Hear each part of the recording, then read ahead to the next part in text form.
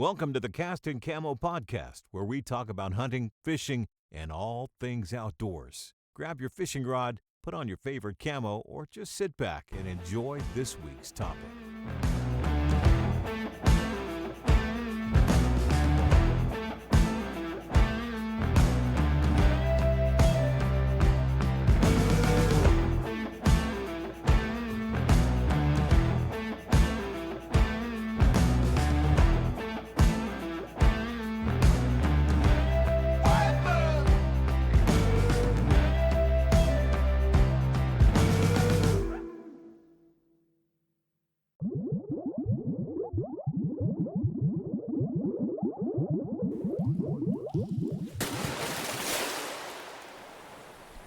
Cast and Camo begins now.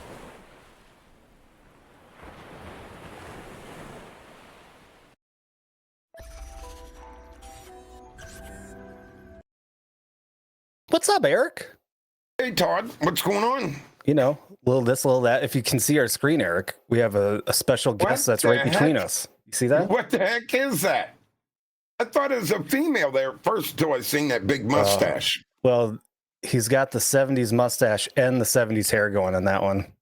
Yeah, that's really, wow. Right? Yes. I did ask permission. He gave me permission to use the pictures, so yeah, I'm going to use the picture. It was a beautiful fish. It was exciting. It was about 3 minutes before I had cracked my elbow on the ice. You hurt yourself again? Listen. Sometimes it's just not that easy. Yeah. You fell through a hole. You lost your phone. Yeah. You dropped your speaker. Maybe. You cracked your elbow. You caught your thumb in the bow and arrow. Yeah, that's right. I forgot about that. I mean, are you just like accident prone or what? It's been a rough last 4 months. The good news is I've already hit my deductible. So if I'm going to have any medical procedures, I got to do it this year because I've already hit it. Yeah, but it's only February. How you got it made? I know. That's what I'm saying. I can coast through the rest of this year. That's right. So I can go fishing a lot. And no matter how much I get hurt, and I'm sure it's going to happen again. You know, you got this beat. I mean, we should bubble wrap you before we take you fishing or hunting. That would be.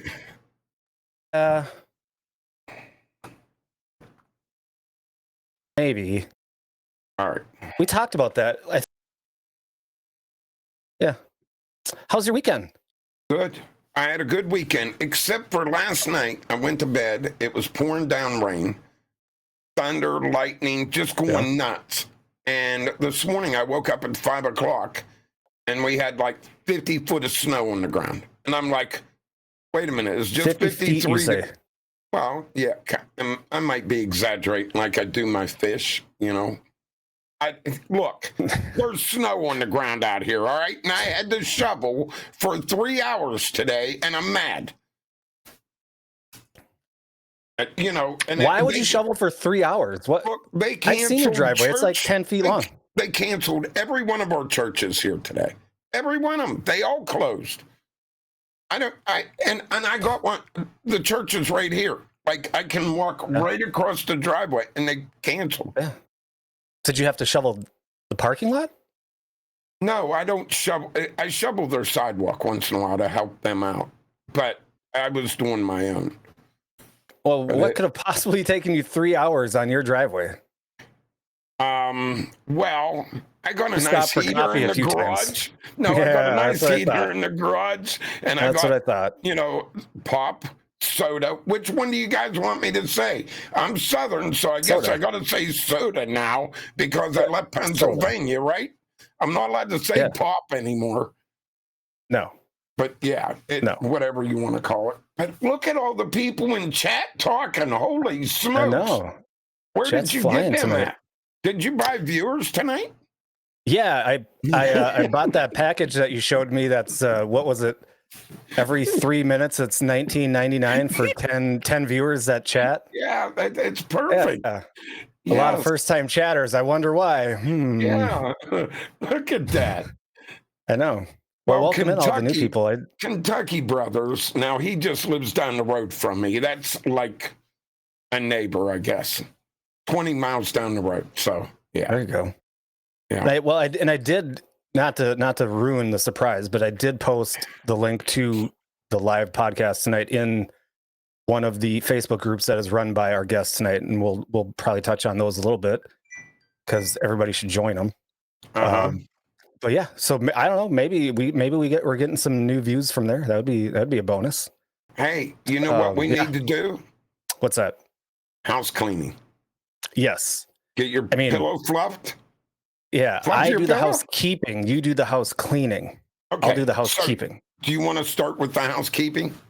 Yeah, I'll start with the housekeeping. So, like I mentioned, we've got people watching currently live on Twitch. We are live on Twitch. If you're watching on YouTube later. On Sunday night, 7 Central, we are on Twitch under the name of Cast and Camo.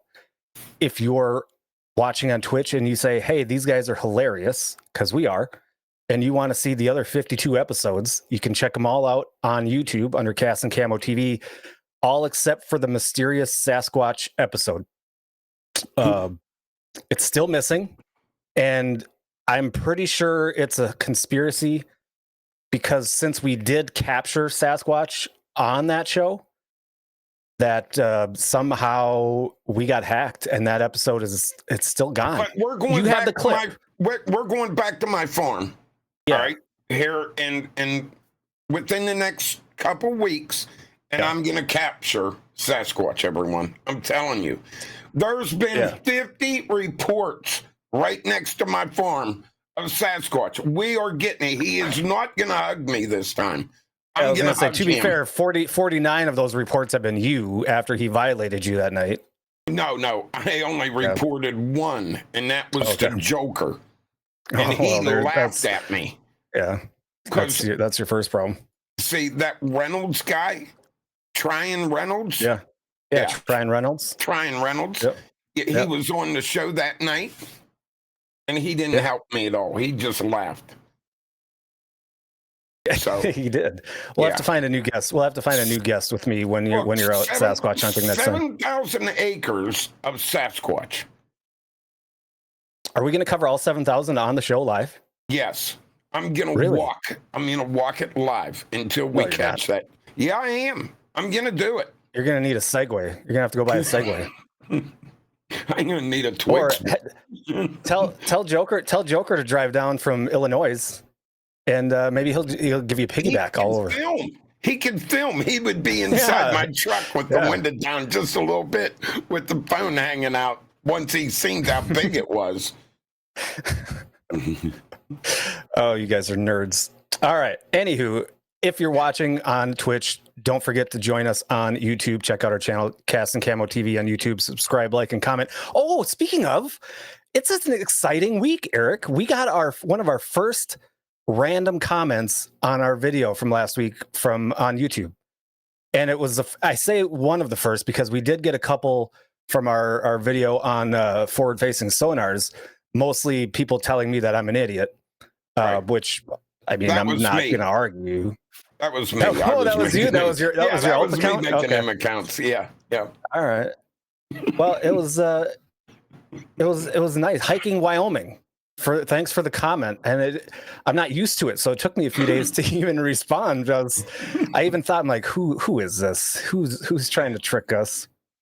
But that's exciting, right? Yes, it is. On when we post our videos on YouTube, all of our partners and sponsors are all listed below in the description with the links, with the discount codes.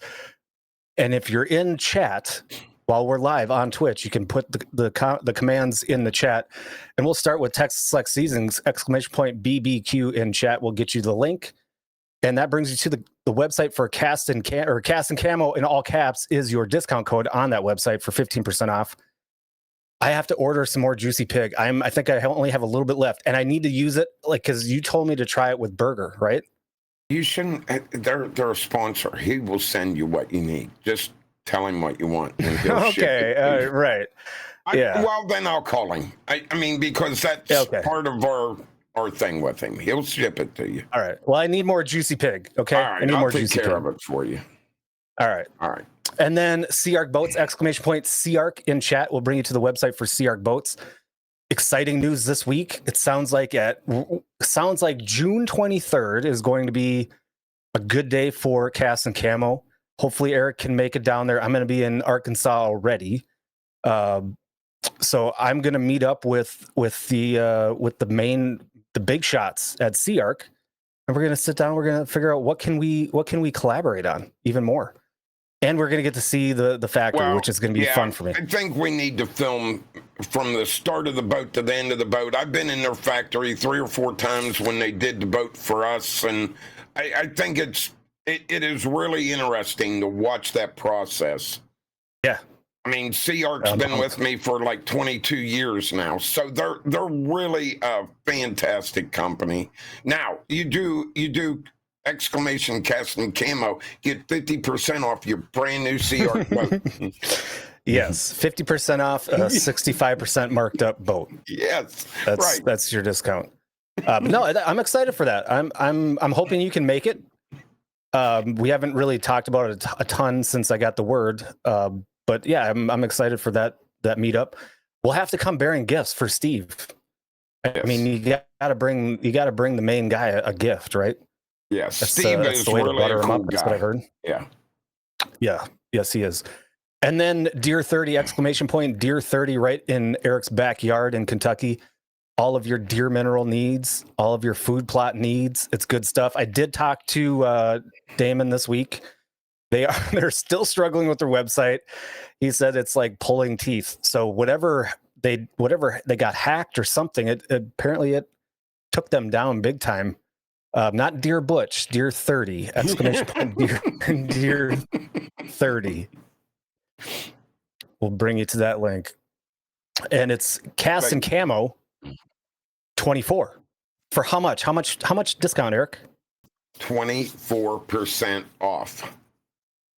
24% off. Yes.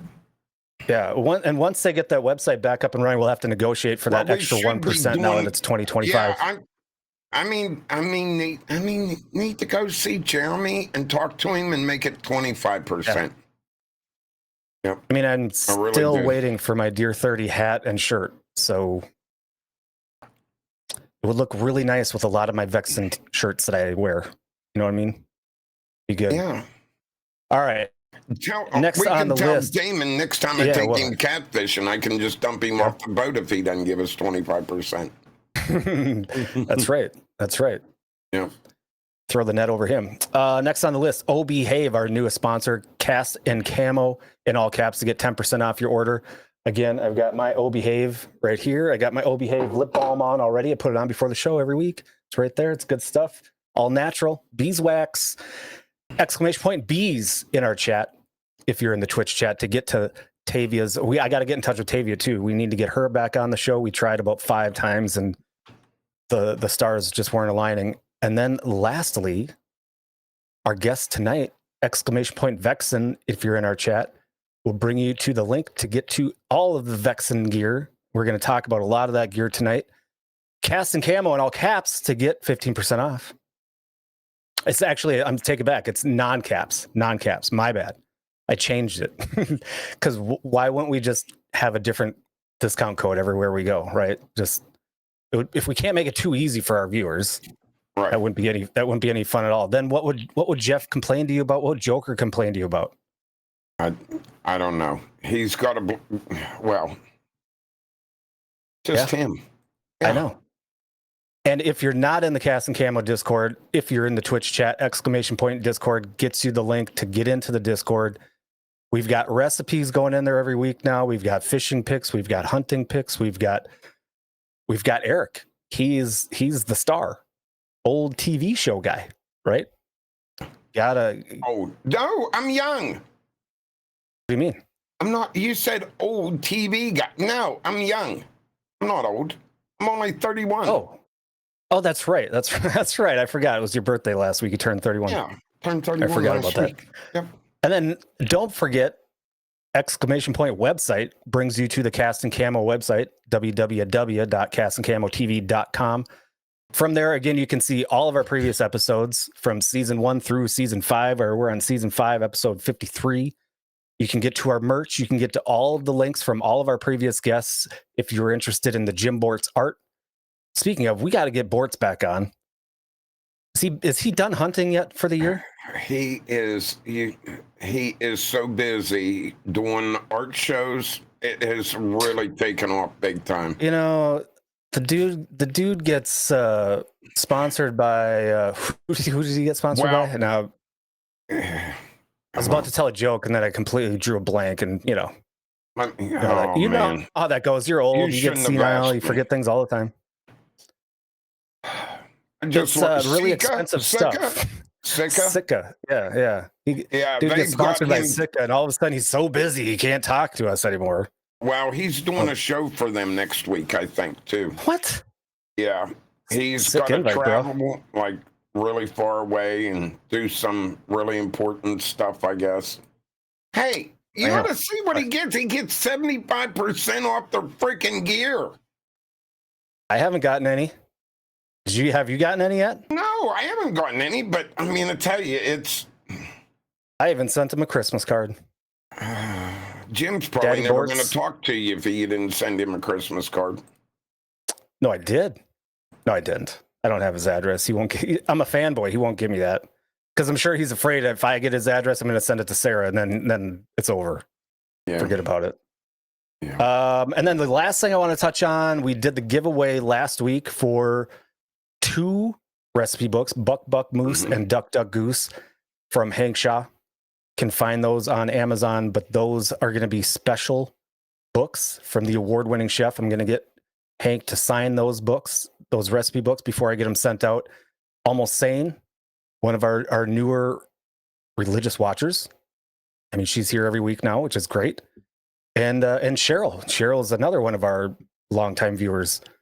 So congratulations to Sane and Cheryl. And as soon as I can meet up with Hank, I'll get him to sign those books and we'll get them sent out to you. I'm pretty sure the one I'm sending right to Sane's dad. I'm not sure Sane has a lot of views for a recipe book for duck and geese and birds, but never know. I don't know. We'll see. So that was fun. That was exciting. But this week we've already wasted most of their night. I mean, they're probably. Let's check to make sure they are still in the waiting room. No, they're asleep. You can see the little bubbles.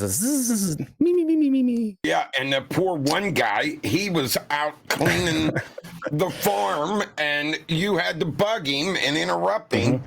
Poor guy. I feel sorry for him. I know. And then, I pulled him in, and I can just see him now, and I can see him laughing. I can just see him now. He's like, "Oh, honey, I just got a text. I forgot I have a show to do. You have to go finish all the chores." Darn, golly gee, forgot all about it. So she's out there slaving away. Shoveling the driveway. Sure what's all on his farm. Yeah, shoveling the driveway. Yeah.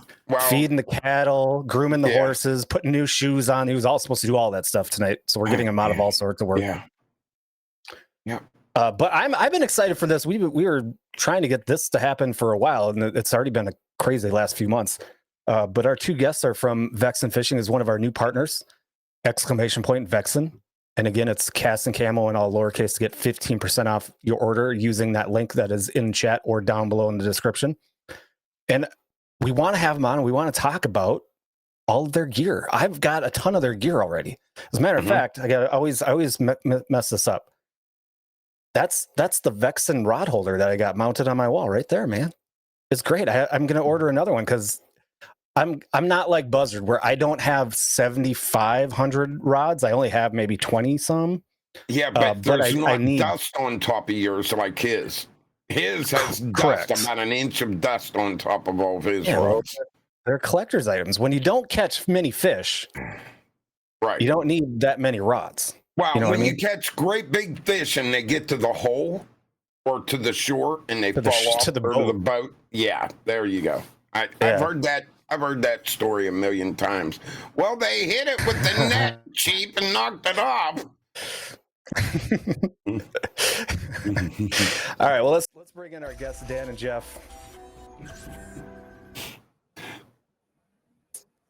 All right, there they are, the two handsome gentlemen themselves, Dan and Jeff. Jeff and Dan, welcome to Cast and Camo. Thanks for joining us tonight. Awesome to be here, guys. I think everybody can hear you. Having us. So we're just kind of, as you heard, we were just kind of teasing one of our friends. He always talks about how he catches all of these big fish, but he only really has the one that we were showing on the screen to show for it, because he always blames everybody else, right? He got the biggest walleye, but the person netting the walleye messed it up. He did the old stabbing net. Yeah. So, it's too bad for old Buzzard. But I think if he would be using a Vexan walleye rod, he probably would have no issues. That's my take. So I think Buzzard, since you already have so many rods, you might as well buy some more, and you might as well buy some Vexan rods. But show the catfish. Oh, that's right. Buzzard's Mine? big catfish. He wants me to show mine? No, yours doesn't count. It didn't get certified. Yours doesn't my count. catfish? It was certified 85 pounds. It wasn't certified by the right person. You know this. I don't know. All right. Anywho, we're talking about. way too much. We have guests here. That was a carp you're talking about. So, Jeff, Dan, before we get into that's right. Before we get into all the gear, can we please talk about Vexan, the company, and kind of I want everybody to hear it from you guys, because I know we got Vexan, then we've got TI. You guys have a lot going on, and I'm not sure which one of you two wants to be the one to pull the short straw and kind of go through. But I would love for you guys to explain Vexan, what your Vexan's all about, and the products that you guys offer and have, and let us know what's the tea. I volunteered Dan to go first. All right, I'll take that one. Yeah. So Vexan Fishing in our parent company, Tackle Enterprises.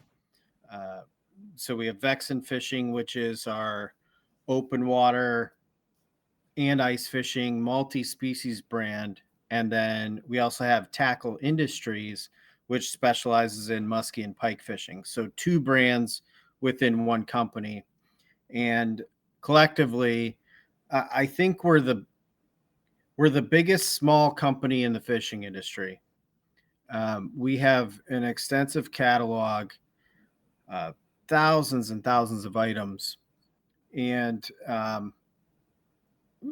beyond that, something that we pride ourselves on is being a family-owned company. We're headquartered in North Central Iowa, family-owned, and produce high-quality gear for a value price.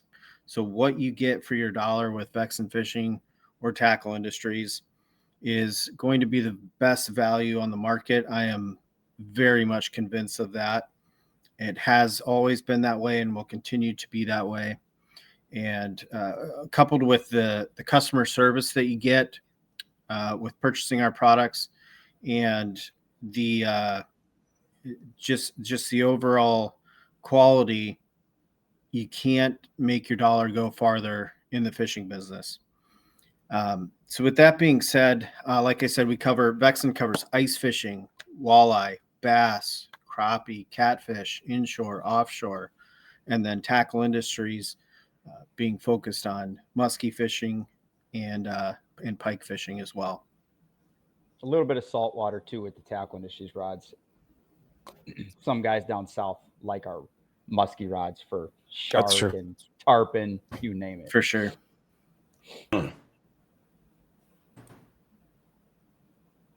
Have you no. Well, that's not fair. You guys can hear me, right? Well, you broke up a little bit there. Yep. Oh, I was wondering. All right. What I wouldn't mind doing is kind of, Dan, I kind of want both of you to do this. Kind of go into where you came from and how you got into where you're at with Vexan today. I know I've heard Jeff's story quite a bit, and I think Jeff's story is great. But I'd love to hear from both of you. Kind of explain to everybody what got you to Vexan and what's your background. Yeah, for sure. So I've worked in a number of different industries and businesses in my life, and that's taken me across probably the northern tier of the United States, and have gotten to meet a lot of great people. And certainly in terms of my outdoor lifestyle, has exposed me to a lot of different things, whether it be bow hunting or musky fishing or ice fishing. I've been pretty blessed in how I grew up and just what I've been able to interact with in my life so far. But I worked for a company, and it was a rep agency, and we repped all sorts of products in all sorts of industries. And we had quite a large sporting goods division. And I came across Tackle Industries at a musky fishing show that I was just attending as a customer. I am a musky fisherman. Jeff and I actually know each other from years back, just because we're both musky fishermen. So we had casually known each other and crossed paths a couple times. And so more to that story of how we both got connected with Vexan and TI later. But I met the owner of Tackle Industries and thought that my agency could help them out in terms of what we offered for services. And they became a client of mine, and we worked together. And eventually that turned into a full-time position for me with Vexan and Tackle Industries.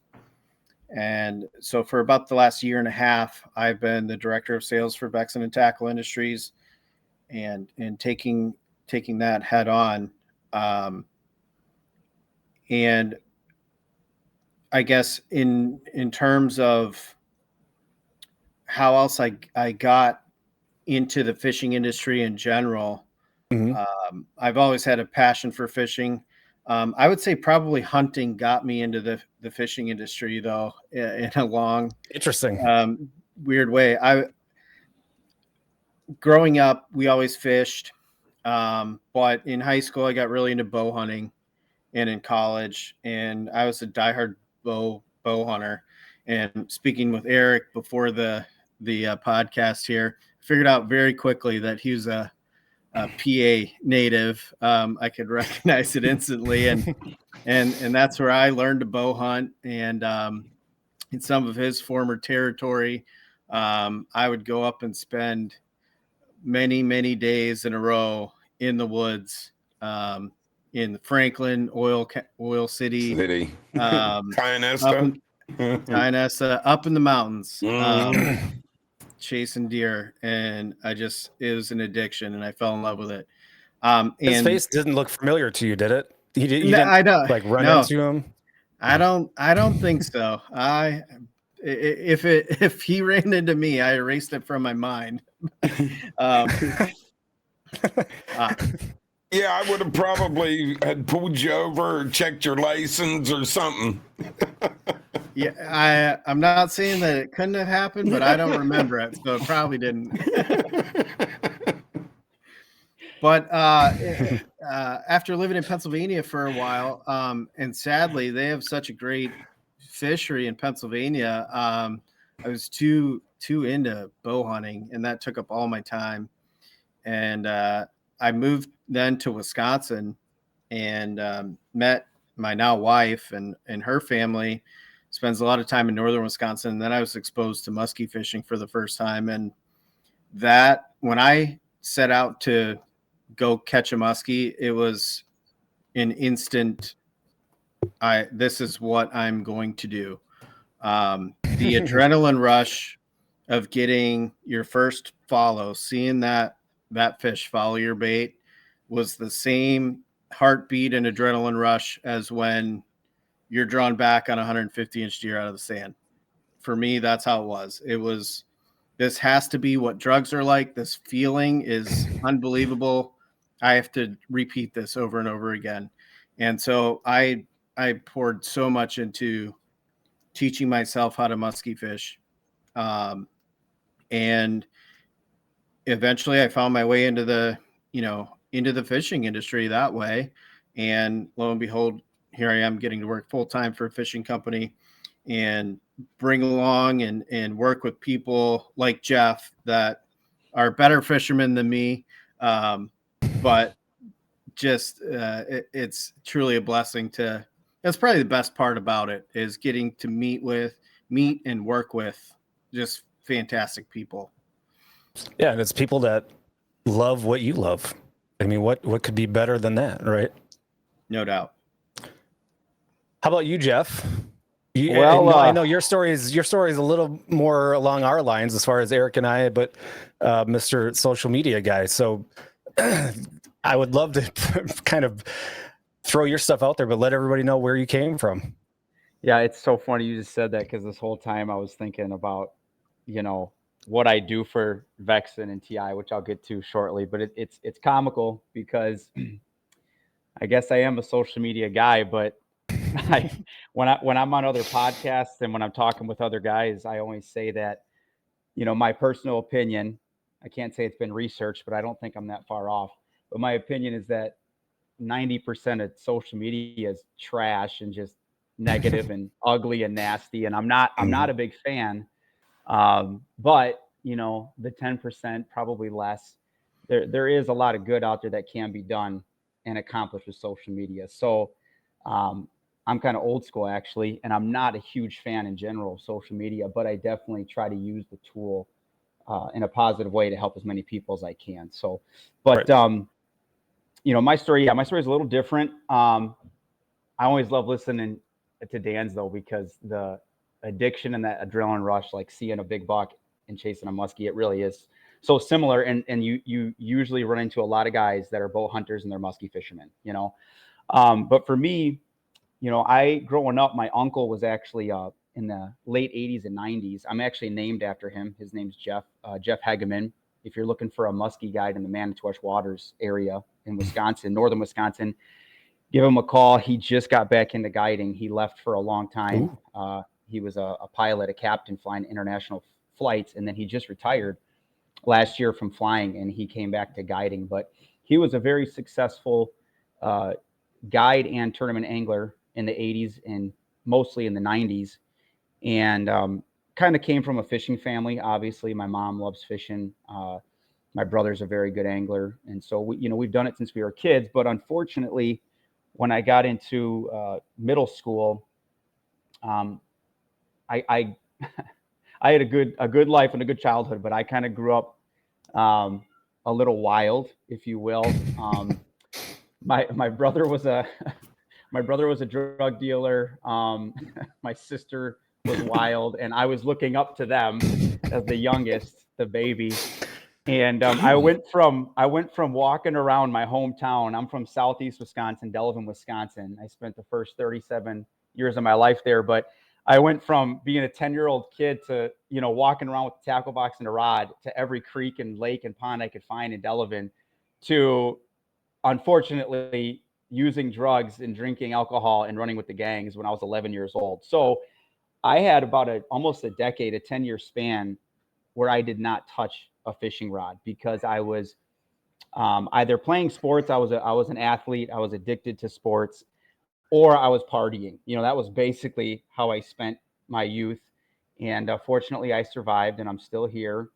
But when I got into my 20s, I married my wife in my early 20s, who's from Madison. And just before I met my wife, we decided to take a family vacation up north, Big St. Germain, northern Wisconsin. Mm-hmm. And I had not been there for 10 years since I was 9 years old. And the last time I'd been there, my older brother caught a world record tiger muskie in 1994. Wow. And yeah, and on that same lake 3 years prior in 1991, my uncle Jeff caught a world record tiger muskie. And back then it was line class records because they didn't have 80-pound tests, 100-pound tests. People don't probably know that. I think they were using like 34-pound tests or 36 or something crazy. But my uncle got a 49.5-inch, I think it was a 35 or 36-pound tiger muskie, which is insane even now. And then 3 years later, my brother got a 45-inch, 28, 29-pound tiger. But I hadn't been there since I was little. Well, now I'm 19, right before, about a year or two before I met my wife. And I go up there, and I hadn't fished in forever. And my uncle takes me muskie fishing, and the sun was going down. It was getting dark, and I had on a topwater bait, like a prop bait, a muskie prop bait. And right before it got to the boat, muskie just explodes out of the water. It's quiet. All I hear is this plop, plop, plop, plop, plop, and then explosion. And like a 36-inch fish is doing a front flip right towards me in the air, hits right below my feet, right next to the boat, splashes my legs. My heart is like ready to just burst out of my chest. And I'm like, what the heck was that? Because before that, my biggest fish in my life was like a 15 or 16-inch bass. So I'm just like, I look at my uncle, and he's laughing, and he's like, that's a muskie. And I'm like, holy crap, dude, this is insane. And it got off. But then I meet my wife. She's from Madison, and my father-in-law had a boat. And he's like, you can take it out whenever you want. And the Madison chain is even better now, but it was a really good muskie chain back then. Right. You're talking 16, 17 years ago. And, he's like, take my boat whenever you want. And so now I have access to a boat. I got one rod from my uncle, and I saved up for a muskie reel. And I started, getting some lures and stuff. And I met a guy that said that actually went to my father-in-law's church. My father-in-law was the assistant pastor at a church in Madison. I'm a pastor, by the way. I don't think I mentioned that. I'm a pastor, married, 3 kids, have a small farm in north central Wisconsin. I'm kind of doing a little bit of everything. But he introduced me to a guy from his church who was a hardcore muskie guy. And he basically taught me how to muskie fish on the Madison chain in Wisconsin. I caught my first muskie with him in his boat back then. And that kind of started, I was just a regular guy who grew up fishing, left it. And, I loved it when I was a kid. I was obsessed, but, I got distracted. And so came back to it in my early to mid 20s. And really what happened was I don't have a boat to this day. I still do not have a boat. I have 2 used kayaks that I just got like 2 years ago. So up until then, I was a shore fisherman. And whether it was bass or walleye, I really like chasing walleye as well, or muskies, 90% of my fishing was from shore. And I was fortunate, I got lucky and just started catching a lot of fish and a lot of big fish. And I'm very much a self-motivated person when it comes to challenging myself, like to figure it out and to get better. And like, I can do this. There's a way. I'm going to find a way to get these big bass to bite. I'm going to get a giant walleye. I'm going to get a bigger muskie. Like, I'm really driven by, setting goals and asking myself, can I do it? Can I get it done? And so with fishing from shore, I started catching some big fish, and all of my buddies were like, dude, how the heck are you catching these fish? I'm in a boat every weekend and I can't catch anything like that. And finally, one of them, he kept saying, you need to record this. We want to see what you're doing. We want to know how you're doing this. And I'm just like, dude, YouTube was new, but I'm like, YouTube's dumb. Social media sucks. Like, I hate all that crap, And I'm like, I'm just fishing for fun. And finally, my one buddy came to me one day. We went on a muskie trip, and he gives me a GoPro, like a brand new one in the box. He says, I want you to film this trip. And at the end of the trip, he said, I actually bought that for you. He's like, you need to start filming and putting your stuff out. And I had no experience filming, editing, like 0. But I thought, well, gosh, I have no excuse now. So in 2017, I started my YouTube channel, Just Keep Casting, which I ran for 7 years. And that same year, a couple months after I started my channel in the fall of 2017, I started an event called Muskie Battle. And, honestly, when I started Just Keep Casting and Muskie Battle, the truth be told, when I was a kid and I got introduced to fishing, especially muskie fishing in northern Wisconsin, because my uncle had a cabin on Big St. Germain Lake, in the 90s, even in the, early 2000s, I'd say, the fishing community and the atmosphere was very different. When I did it as a little kid, in 1994, 95, I remember being up north at a cabin.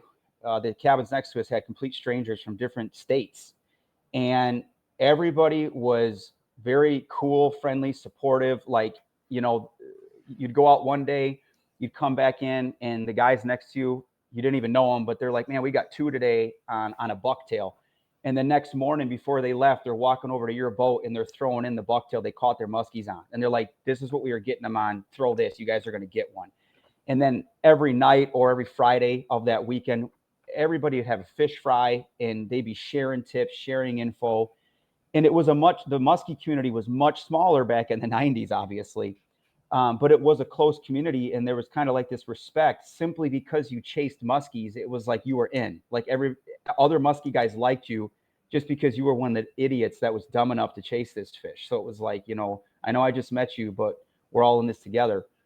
And when I left because of my youth and I was wild and partying and whatnot, I didn't realize how much had changed when I came back and social media was now taking off. And again, I'm not against social media entirely, but it doesn't always yield the best results. It doesn't always bring out the best in people. And so I come back and I'm thinking, oh, muskie fishing is great, and the muskie community is wonderful, and everybody's so positive, and I can't wait to get back at this. And to my surprise, I come back, I start catching some muskies, I get online, and it's just like the muskie police is always coming for you.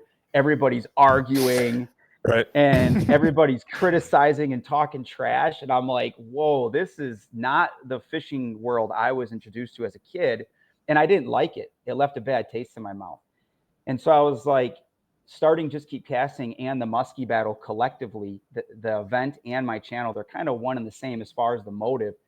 I was basically just like, it was my stick it to the man. It was like, you don't have to be a jerk and nasty and arrogant and treat people like dirt and beat your chest to be a muskie fisherman.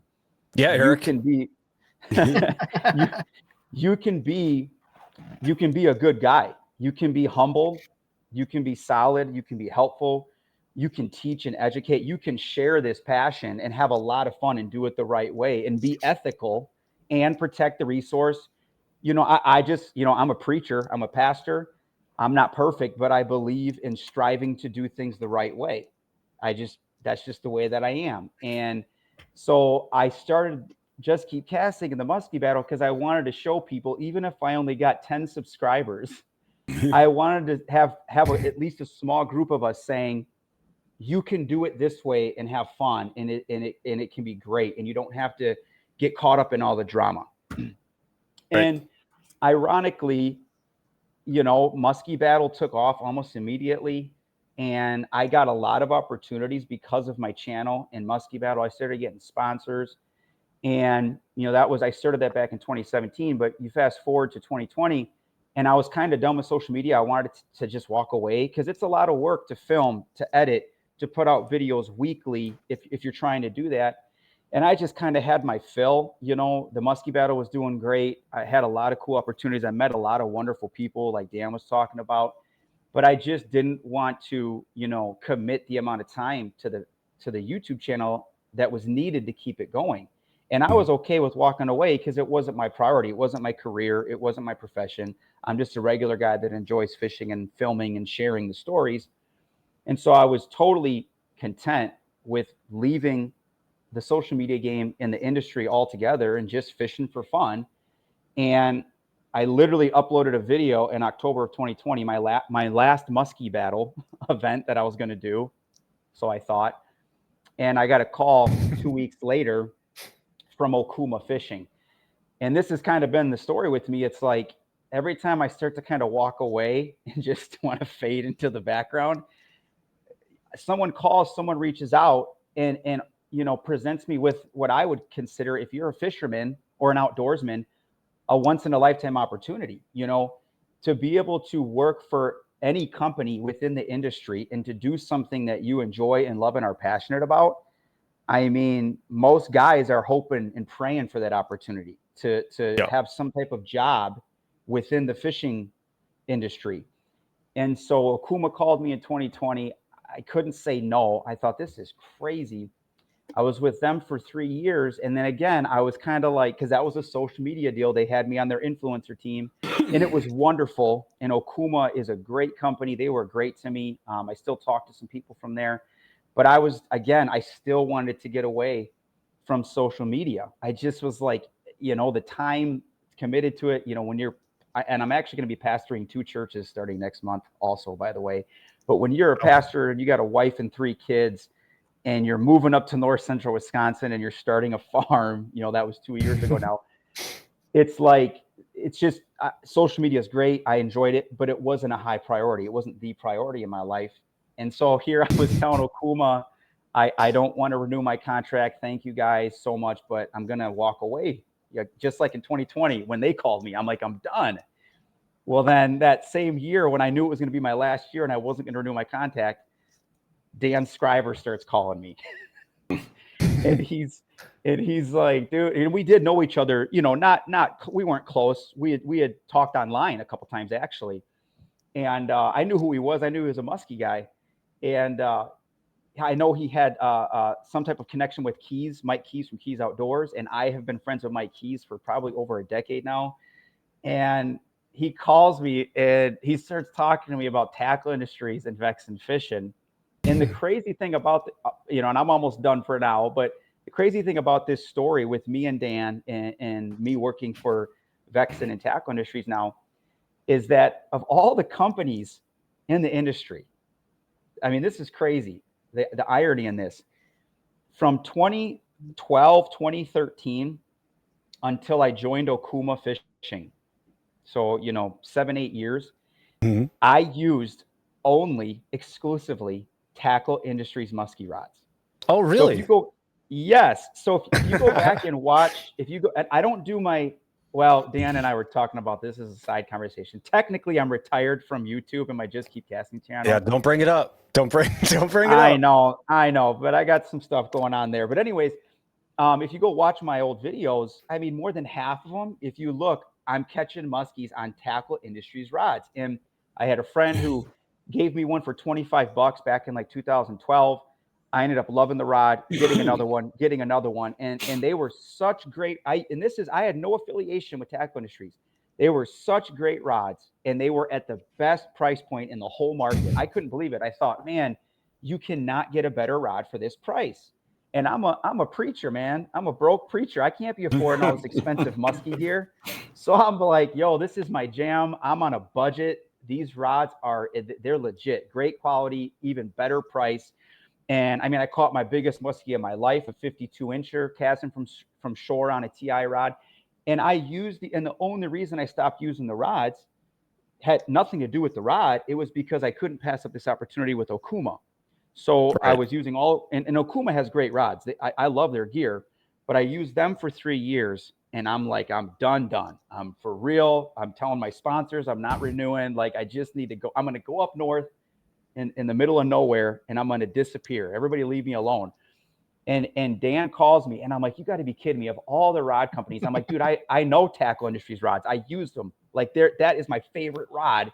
What are the odds that you're calling me and you want me to come? And Dan, to his credit, I mean, I always thank him. He deserves the credit. He talked me into this. I was not looking. I was not interested. And, Dan was really excited about the opportunity for himself, but he's like, the possibility of us working together to try to take Tackle Industries and Vexan to the next level.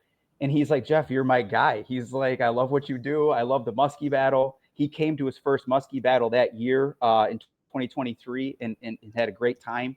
And he really got to see firsthand like what I'm about. It's about friendship, making memories, helping people out, supporting each other. A lot of times I'll try to invite, quote unquote, bigger names. Well, I don't run it anymore, but when I used to run it, I got a good friend, Kyle Freeges, who's actually on Tackle Industries pro staff. He runs the battle now for me, which I appreciate.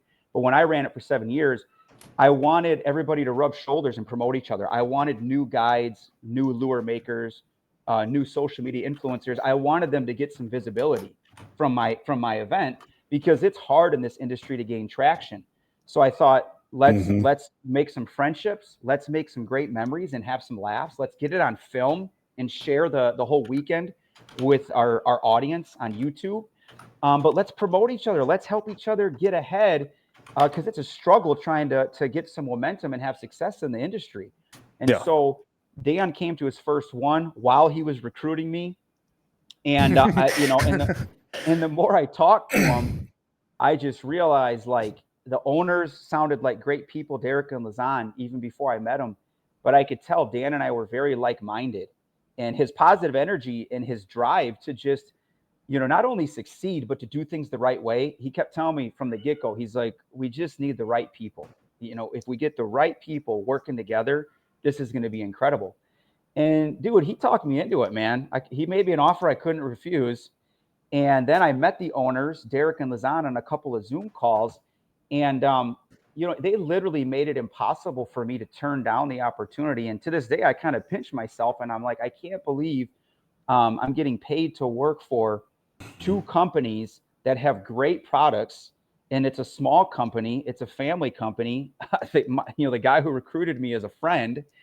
And, essentially what I do for both companies is I oversee their social media platforms, YouTube, Facebook, Instagram. I actually created the Instagram and YouTube for Tackle Industries because those did not exist when they hired me. And then I also work with all of our pro staff for both companies, Vexan Fishing and Tackle Industries. I'm kind of the go-to guy for the pro staff, but I also gather content from them that we can use for our platforms that I put out and that we can also give to marketing for advertisement. But yeah, I mean, Dan, it's his fault. That's why I'm here. But I've loved it. I've enjoyed it. It's been an incredible opportunity. And I'm just a passionate angler that has been blessed with some really great opportunities. Some doors have opened for me. I've walked through them. I've made the best of it. But I'm just a regular guy that, I don't even fish as much as most guys probably do, if I'm being honest. Yeah, but if you look the part, it's like golf. If you wear the funny pants and the good hat and the golf shirt and you wear the glove, if you look like a golfer, nobody really needs to know, right? Hey, I do fish. Come on now. I got some pictures and videos to prove it. I know. I saw some of your walleye pictures and they're impressive. By the way, I do have a hole-in-one in golfing as well. I used to golf. Oh, pinky's up. Look at Jeff. He's Nobody got a likes the green bragger, job Jeff. and a hole-in-one. Oh, sorry. You brought up golfing. I retired. I got a hole-in-one, and I said, well, there's enough of that. There's something to be said for that as well. So I have to bring this up. I know Dan. Well, and one comment I was gonna make. You talked about how Dan pretty much pressured you, peer pressured to take the job. I mean, he's not the director of sales for no reason, right? I mean, there you go. He's good at his job. He's good. He is good. Yeah, right. Exactly. But we have a complaint. And the complaint, Dan, is I have people wanting gear, apparel. When is the out of stock going to be restocked? Come on, man. So it is what we've done is we're undergoing redesign, and there's going to be some, I wouldn't say major, but some very what we think are important and will be beneficial changes to our marketing strategy and our branding and logo, and so that doesn't just happen right now. Right. So while we're continuing to sell out of our current stock, which will be eventually old discontinued items, and then we'll bring in new fresh gear, and some of the designs that are already done are, let's just say it's going to be worth the wait. They are exactly what everyone's looking for. So I'm very excited about that. There you go. I think I've sent Eric 3 shirts and I've gotten it wrong every time. And I'm trying. It's like he thinks I weigh 500 pounds is what he thinks. All right. So yeah, I don't know what his problem is, but every time he asks me what size you wear, I say a large.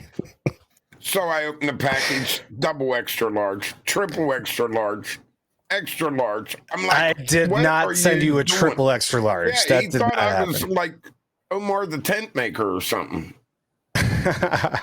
And we do have to say that our warehouse manager, Ben, is fantastic. So Yes. I know he did not make any mistakes. No, So he those didn't. are Todd's ordering Yeah. for Eric. Yeah.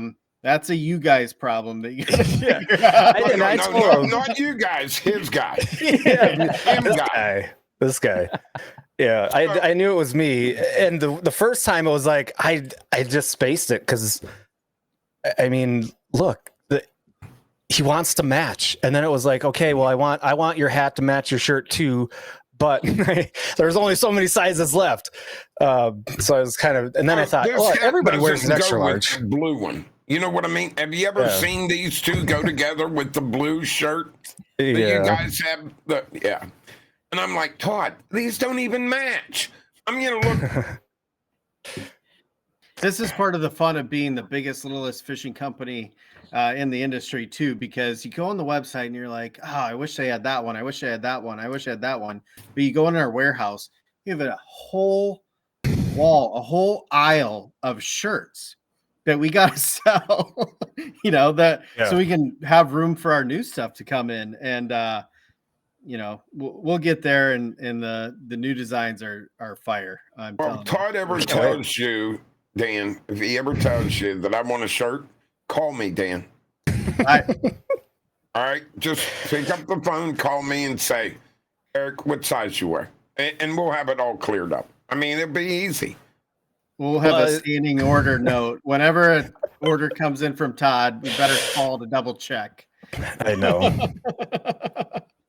We do have a question from our chat. Mr. Fishing Solo asks, are you guys going to be at ICAST this year? Yes. You are going to be at ICAST. Okay. Yep. We've been at ICAST the last few years. During COVID, there was a break. And before I was involved with the company was there, but we've been there the last 2 years since I've been with the company, and we'll be there again this year. Okay. I'm guessing Solo will be there. He usually, I think, Solo, you've been there the last 2 years with Carolina Bass Co., I believe. Yeah. Some other Twitch fishermen. Fishing Solo is a partner on Twitch. He's all the saltwater. He's a saltwater dude out of Florida. So awesome. He'll be there. Yeah, he'll come up to you. He'll be the goofy guy with a camera on his shoulder, big old goatee. Nice. Yeah, stop by and see our rods. He fishes. He doesn't catch. I didn't say that. Oh, whoa! Wait a minute. His name is Fishing Solo, so he catches. Yeah, our inshore rods are very popular. We got even on our pro staff team, we got some guys that love our Vexan rods, chasing some big saltwater fish. So you go check out some of our Instagram, and I think I do have a few videos I've put out on YouTube as well, but probably mostly Instagram and a little bit on Facebook. But very popular, the inshore rods down southeast. And if anyone in the audience isn't familiar with our rods, honestly, the best thing that sells our rods is when someone can get it in their hand. And we use the same technology through our muskie rods, our bass rods, our inshore rods. The build process and the materials and how we go about it, is what makes our rods different than everyone else's. But the fit and finish and the action that you get on our rods is impeccable. And so I encourage everyone to try one out or find one to just pick it up and hold it in your hand. And you'll instantly be impressed, because when you see that the price tag is, $159 for a bass rod or $200 for a muskie rod or an inshore rod, and you see the quality and feel the quality that you're holding in your hand, that if you were to find that same rod in another brand, it's going to be well north of what our prices are. So coupled with the lifetime warranty that we offer on those rods, you just can't beat it. Yeah, So, It's so. Go ahead, Eric. Sorry. no, go ahead, Todd. No. I'm busy doing three things. So you go. I was just going to ask you on this lifetime warranty. Let me ask you about it. So, what's that exactly cover on your warranty with it? I mean, if Todd puts it in the back of his truck and slams the tailgate and it breaks a rod, is that covered? Yeah, we sometimes jokingly call it the crazy ex-girlfriend policy, because whatever happens to your rod, we don't care. Okay. We will, in full disclaimer, there's a warranty fee associated with replacing your rod. But even if you slam it in the back of your tailgate, or your ex-girlfriend decides to take a scissors to it and cut it up, or a knife and cut it up, true story that happened before, not to me, but to one of our customers, we'll replace it. We'll send you a brand new rod. There's a link right on our website, a form to fill out. It's easy. You'll end up talking to me or Jeff or the owners in dealing with your issue, and we'll get it fixed for you and get you a new rod. Well, I think that's really important to a lot of our fishermen, because I've had rods, that I have purchased and they're covered for a year. But if you slam it in the car door or in the truck, which I've had, my son has shut the tailgate of the truck and you got a rod sticking that far out and it snaps that tip, then you're screwed. And I've always said, I really think rod companies should look at some kind of warranty for that happen. It may not happen very often, but it does happen to almost every one of us that have a pickup truck. You know what I mean? Yeah, absolutely. Part of it. And rods, when we build these higher end modular rods that, they're great at catching fish, but if you abuse them in the wrong way, they're not meant for that, and they will break. Right. And that happens. And when someone spends a lot of money on a rod and an accident happens, we can't just have a disappointed customer on our hands. We got to take care of them. And through how we have our warranty program structured, it's a great way. And I think it helps us create customers for life. And that's really what we want. We want someone to use our stuff and then have no reason to use anyone else. And that's kind of what we work for every day. Don't give anyone a reason to use something else. Right. We can give you everything you need, and whether it be in terms of the customer service, the warranty, or just the raw performance of the rod, we want to make it our goal that you have it all with Vexan or Tackle Industries. Yeah, go ahead, Jeff. Go ahead. I was just going to say real quick on that topic, one thing that's actually pretty common, and it happened to me for the first time this last year. But a lot of guys, customers and pro staffers, you catch, especially when you're chasing bigger game fish, guys will catch a big fish, get it in the net. There's excitement in the boat. You're setting your rod down as quick as you can to get to the fish, care for it, get it out, get your pictures, get your release. And what happens sometimes is you leave the rod sitting right under a cleat and you don't realize it. And this literally happened to me and a couple of our pro staffers last year. And you go to lift it up and you hear the crunch because it's just barely caught under that cleat. And so to Dan's point, accidents like that happen. They happen, and they actually are kind of common. And when it happened to me, it was probably less than 5 days. I want to say it was like 3 or 4 days. My replacement rod was already here. And if you talk to anybody that gets to customer service right away, and this is something else Dan brought up that I wanted to touch on. One thing that's nice about Tackle Industries and Vexan is when you contact us, whether you leave a Facebook comment on a post or on Instagram or a YouTube video, or if you send an email to our customer service, you are literally getting me. You are getting Dan Scriver. A lot of the time you are having the first eyes on it are going to be the owners of the company Derek and or Lazan. And so that to me, that matters as a customer, to know that a real person is going to see this first thing. And then when I get a response and there's a back and forth, I am talking with, for your viewers and people watching this, I'm talking with Jeff, I'm talking with Dan, I'm talking with the owners. And yes, that is the case. You're getting a response very quickly. And a lot of times, if you are getting a rod replaced, the turnaround time, our pro staffers are always telling me, like, dude, this is crazy. I just had a rod fail, and 2 days later, 3 days later, the new rod showed up. Another thing I wanted to touch on quick before we move on, Dan kind of mentioned this briefly with the rods and holding them and just seeing them in person. When Dan recruited me, and once, he finally twisted my arm and got me to say yes, then it was like I was in it with him. I was like, all right, we got to start recruiting some guys to get on our team. So then I was with him recruiting others. And we kind of had a list of guys we thought could be a big help, especially on the tackle industry side, because we're in the muskie community. And, with muskie guys, it can be very similar with trout guys. It can be very similar with your hardcore walleye guys. The muskie guys that have been doing it a while, they've seen it all, they've used it all, and they're willing to drop $400 or $500 on a rod. I mean, they don't even think twice about that. $300, $400, $500 on a reel.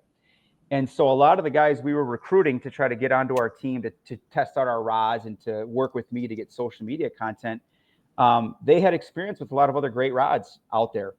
And I cannot tell you how many times I've got the text messages in my work phone. These are guys that had never used these rods before. And I cannot tell you how many times we sent a new team member some rods, some Vexan rods, some TI rods. And when they get them, immediately every one of these guys is texting me and they're saying, holy crap, these rods far exceeded my expectations. And they can't believe for the price. They cannot believe how high the quality is, the lightness, the weight, the balance, the sensitivity. And I'm telling you, every time with a new guy that we recruited, that is the message. Something along those lines is, this exceeded my expectations by far. The last thing I'll say about the warranty is that my first rod I got, a TI rod I bought used for $25 from a retired teacher who was a muskie angler going back to the 70s in my hometown. And he gave me a rod that was used. It was old. I used it a bunch. I liked it. It was an 8'6" TI rod. I used it for a couple seasons. It broke on me. And I reached out to TI and told them I didn't even buy it. I'm not the first time owner. I don't have any receipts. I don't even have an order number, but can you help me out? And they were like, bring it to the show. And there's a small fee, but you can pick out any rod you want, just replace it. And when I got there, and it was I went to a muskie show in Milwaukee at the time, but it was so easy and quick. And I could tell, to Dan's point, the philosophy, the priority was, we want to keep you as a customer. Even though you bought that rod used for $25, we want to maintain you. We want you to not only use our rods, but we want you to believe in what we're doing as a company. And that made a huge impact on me when it was so easy to get the rod replaced at a very fair, reasonable replacement fee. You're getting way more. A brand new rod costs way more than the fee. Right. But that literally is why that first rod failed on me. And then from that point on, I just told the story the other day, I was all in. I was like, TI is it. That's what I'm using for muskie rods. So I think that element of customer service matters a lot to a lot of people in the fishing industry or in the fishing community. And we do have, go ahead, Dan. Sorry. I was just going to say, in any business in general, I can remember growing up, and and this is kind of where this philosophy has come from. My dad taking a car that needed fixed to a local mechanic, and he got a quote on it and fixed them up, and the price was way too low. My dad said, "This can't be right. You didn't charge me enough." And the guy just said, "It's correct." And he's like, "Well, why wouldn't you charge me more?" He said, "You'll be back." And guess where the cars all went after that? Mm-hmm. Yep. And that's the same philosophy is, if we take care of our customers, they'll be back. They'll be customers for life, and we'll be successful. So it doesn't have to be more complicated than that. And unfortunately, more businesses in different industries don't have that customer first philosophy, and it's to their detriment, and a lot of companies fail because of that. So I wanted to bring one question up that somebody asked in the chat. And full disclosure, he builds custom rods. But his question is, will the China tariffs affect your pricing in 2025? And I'm going to be, full disclosure. I don't know if he's just pulling chains or if he's dangling a carrot out there just to be a smart ass or not. But I'm guessing not, since he does do custom rods. I'm guessing the blanks that he's seeing, and that's probably one of his concerns as a rod builder. Yeah, I would say that the overall answer to the whole industry is yes. You will see some impact from that. And I would say it will probably, on our end at least, it will probably seem like a normal price increases, and it's not on all items. It's on some items where that's going to affect things more than others. But different companies manage this differently, of course, but we've tried to keep it as what a normal price increase might look like from year to year. Because obviously, before tariffs, there's still necessary cost increases and price increases. So I don't think the impact is going to be huge for our customers. And a lot of items are staying as is, which we're happy to report. So the whole industry, though, will definitely, I think, see some of that effect coming this year, though. All right. One advantage we have in regards to this, though, is that, again, comparatively, if you look at a lot of competitor brands, however you want to describe it, our prices are already lower than most for the quality of rods. So, I feel like we have a little bit of an advantage. We're kind of a half a step ahead, because if the prices obviously do jump a little because of this, we're already a little bit below the bar compared to the standard for rods that are similar in quality to ours. So I guess we have like a little bit of breathing room, you could say. But we actually do get a lot of orders. A lot of, other companies order our blanks and then build their rods and sell them. And then we have custom builders like this guy you're talking about. I just got a message this week from a guy wanting to get blanks. Our rods are used a lot to build custom rods. It always kind of makes me laugh, because sometimes we know some of the other companies, larger companies, that use our blanks to build their rods. And sometimes we hear guys in the community, the fishing community, comparing our rod versus their rod, and we're over here like, yo, that's our blank, dude. We don't. And he did just say in chat that he's built many rods on TI blanks. So that's super cool. It's very common. So one of the questions I want to ask, I know we haven't gone into it, but is there anything like new reels, a different type of rod, gear that is coming out that you guys can talk about a little bit? Because like I told you at the beginning, Dan, I asked you about the bait clickers. A lot of our people that carp fish you use the spinning reel with the bait clicker. And I noticed that I couldn't find one on the site. So is that something that you guys are looking towards? Or, what, maybe you can fire away on some of your new stuff. So, our product development list is quite long. I'd imagine. And which is great. Now, how stuff gets prioritized and what goes into production and market is based on, what we're sensing in the current marketplace, or if there's a direct need from a major customer. A lot of times that can drive what happens. But there's always innovation going on in the background too. So I would say, and now you have to spread that over the multi-species assortment as well. So when we're talking about catfishing application of bait clicker reel, well, that could have multiple applications, of course, but we have multiple reels in development right now that one has been talked about. I would say it's probably right now farther down the list for us. But we have some new spinning reels coming out. We have I don't know how much I can say about how much more we have in development. There's things, whether it be lures, whether it be rods, whether it be tackle storage, or terminal I mean, the sky's kind of the limit, and everything gets prioritized based on its current need. So there will be new things coming out in 2025, and can't say them yet, but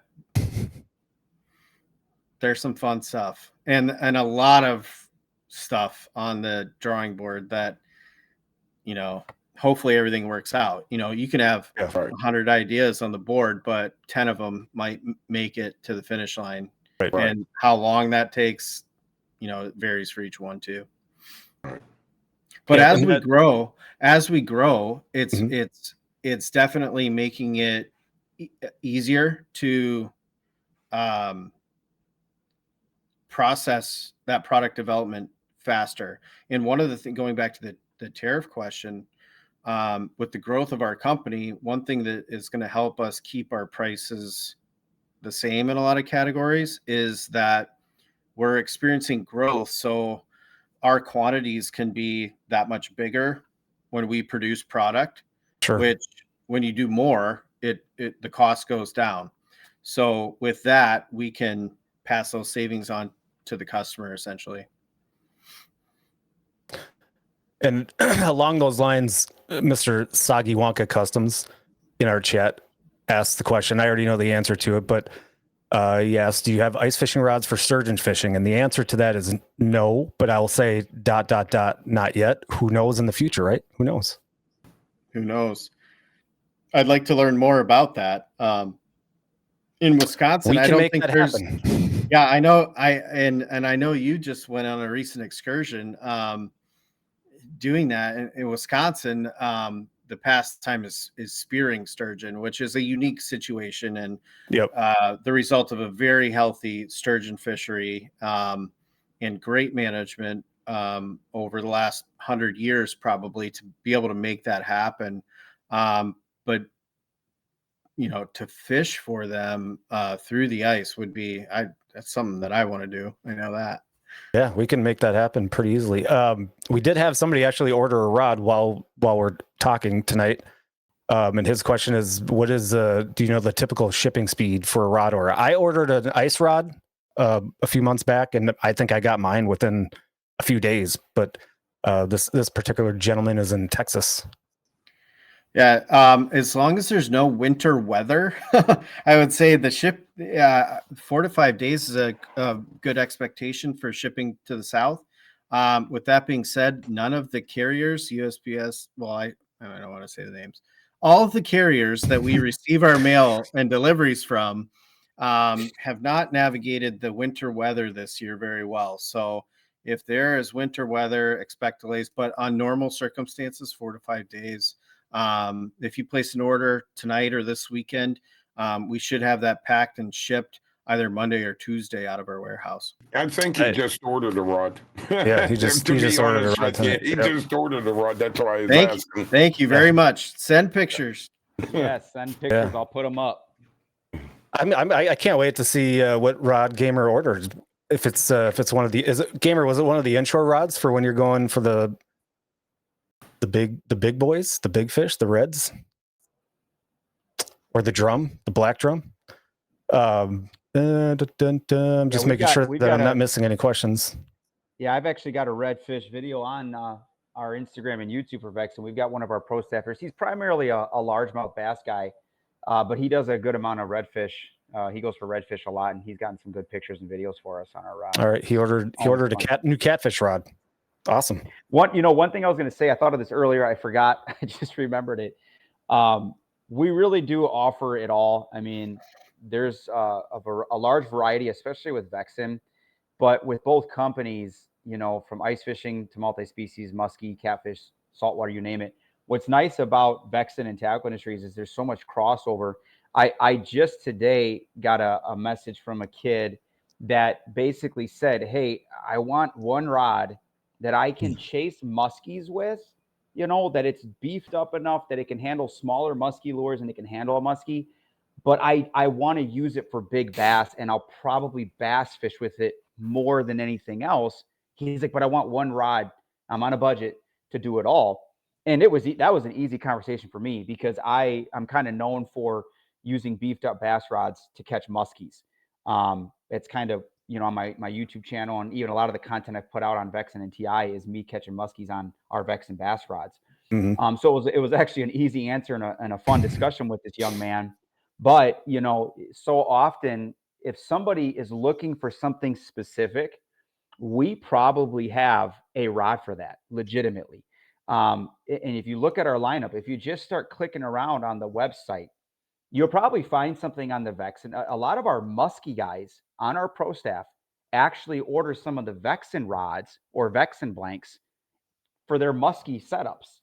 So, it goes both ways. But if you're looking for something, go to the Vexan site first because there's a bigger selection.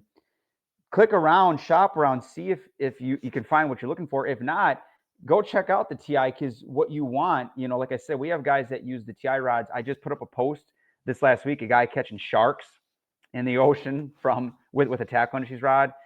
We've got a couple weeks ago, I put up a post, a guy catching a monster like 100-pound tarpon fishing on a Tackle Industries rod. Catfishing, we got that guy, Vexan, what's his name, Dan? Chasing Dinosaurs or something like that, catching dinosaurs. Catching dinosaurs. Catch alligator Henry. gar. Henry, Oh, yeah. He just put up a post, or there was a post, and he commented. He's big. I mean, he gets tons of views. And he said right in the comment, yo, I use Vexan rods. If you want to check them out, this is what I use for my alligator gar. And he's catching monster alligator gars. So again, depending on what you're looking for, there's a very good chance we've got a rod that is fit for the style of fishing and the species you're going after. You just got to click around and mess around on our website a little bit, or both websites. Yeah, for me, it's been overwhelming almost. It's like, ooh, it's like a kid in a candy store. I go to your website, I'm like, ooh, I should get that rod. Ooh, I should get that rod. And it's like, well, I'm not made of money. And your prices are phenomenal. But when you start adding up this rod, that rod, and this rod, and that rod, and this reel, and these 7 shirts, all of a sudden your cart is getting really heavy. And so I'm going to have to space it out a little bit, but I'm excited to try a lot of the rods. I'm excited for it. The one thing I will say, the one I haven't used yet, I have it, is the tip up, and it is the coolest freaking tip up. And when we, bunch of us went sturgeon fishing, ice fishing for the last few weekends, I brought that tip up with just to show those guys and said, check this out. It's yeah, there, I've been somewhere. I've never seen anything like it, and it is freaking cool, and it's slick, and it works. Easy. It is awesome. And one of the reasons I've always hated tip-up fishing is I hate the tip-ups. They're messy. They're a pain in the rear end, but this thing is like amazing. I freaking love it. It's great. So anybody out there that's an ice fisherman, do yourselves a favor and check out the tip-ups because they're only $50, which for a tip-up is dirt cheap. Honestly, it's dirt cheap. A lot of those tip-ups are $100-$150, and these things are fantastic. I will add to that, and Dan knows more about this than I do because this is more of a sales thing, but our tip-ups are in the Midwest, up north especially, our tip-ups are in Walmart. They carry our tip-ups. And I actually, I've got one from the closest one to me is about an hour away. But we go there about once a week when we run into town to do grocery runs and stuff. But I just went to my Walmart last week, and Walmart, I always go and look this time of year because they eventually, when you get later, about halfway into the ice season, they put everything on clearance. I mean, everything. The super nice ice jackets and bibs, the rods, I mean, everything will be marked down like 50%, sometimes more. And so I always go every week. We go grocery shopping. I tell my wife, "Hey, I got to go see if the ice gear is on sale yet." And I went last week, and they finally started doing their mid end of the ice season clearance sale. And our tip ups, they had 2 racks at my Walmart, and one of them was totally empty. And I'm like, "Oh, dang!" I mean, it's cool because they sold out. But then I went around the corner, and there was like an aisle, kiosk, and they had a few there, and they moved whatever they had left to put on a clearance rack. And so, depending on which Walmart you go to, my Walmart had them marked down to $30. Oh, So, wow. I mean, dude, that is a steal. I'm just going to tell you right now, if you want to try one of our tip ups, I mean, sometimes we have sales. We ran a sale for Black Friday in December. We had a holiday sale. But right now, if you can find a Walmart and our tip ups are $30 or in that range, that is a steal. So now is the time to try to go get yourself one. If you have a Walmart that carries them. If you can't find them at Walmart, it's okay because you can use Cast and Camo in all lowercase to get 15% off your order. So even without a Walmart, you can still find it. That was a softball pitch. I was waiting for you to finish that out. Yeah. And we're blessed with such good ice this year, so normally, this would be the time when in Walmart, obviously, and retailers like that have to operate on a pretty strict schedule of we got to mark down stuff to make room for open water stuff at this time. Well, we're still driving on the ice, which is awesome. We almost have too much ice this year. Yeah. There's you might need a longer auger. Need an extension. Cases, but it's been a great ice season. And over the last 2 years when there has been little to no ice, it's been a really good thing, and our stuff has been flying. It's keeping me busy right now, so that's a good thing. Yeah, and if you go to our YouTube and our Vexan YouTube, Vexan Fishing YouTube, Vexan Instagram, Vexan Fishing Instagram, we do have multiple videos over the last month or so with guys actually getting live content, catching fish on the tip ups and kind of explaining how they work and giving like a little tutorial on them. So if you want to check them out, go to our socials and you can watch those videos. They are. It's literally the best tip up I've seen in the 30 plus years that I've been ice fishing. It's phenomenal. We have one question that I want to bring up, and then I'm going to let you kind of segue this question into your crappie rods. But the question is, what rod would be best for carp / catfish / bass? Do you guys have one rod that would work for all three of those? I mean, I think you're probably looking at something like a heavy or an extra heavy bass rod, probably in our Vexan bass lineup. Something in a moderate action that will allow you to cast and flip a variety of bass baits, but also you could cast it out there and let something soak for a catfish or a carp. I think you'll notice that in the majority, all of our rods are designed to have incredible backbone but retain unbelievable sensitivity. And that combination is what our pro staffers tell us time and time again why they pick our rods over everyone else. So you're going to have that sensitive tip when you need it, but backbone to horse something in if you need to. Yeah, just to piggyback, he said basically the same answer I was going to give. Ironically, we actually have one of our team members, Wade Werner. He's on the MPFL tournament circuit. Bassmasters now. Oh yeah, that's right. My bad. Dan's up to speed, but he got a catch in a video, and I put it on our YouTube channel for sure, and maybe on the Instagram. But he's using our Bass Series spinning rod, and I think it's a medium heavy, and he's got like a 25-pound catfish, and he's just talking about how, man, this is handling this big old giant no problem. And so I would say, a medium heavy spinning Bass Series rod is probably what whoever asked that question, that's probably what they should get.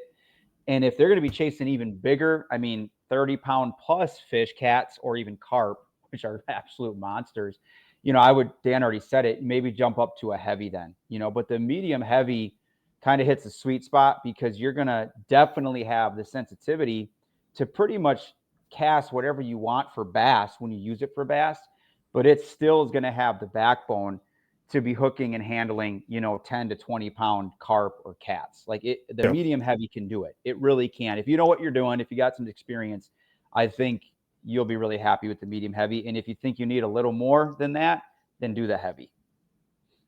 And I just posted the link to that exact rod that you're talking about in our chat, so you can hopefully click on that link and get right to it. I know you wanted to talk about crappie rods. You want to talk about crappie rods? Yeah, for sure. We've seen incredible growth with our crappie rods over the last couple of years, especially at this time of the year.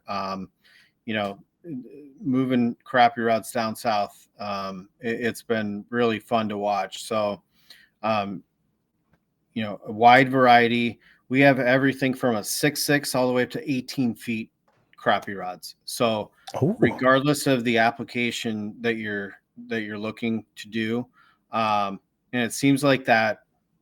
I would say that 14-foot rod right now has, with how guys are using forward-facing sonar, and that's a whole nother hour and a half long podcast to talk about everything there. But that 14-foot rod has been coming in money for guys.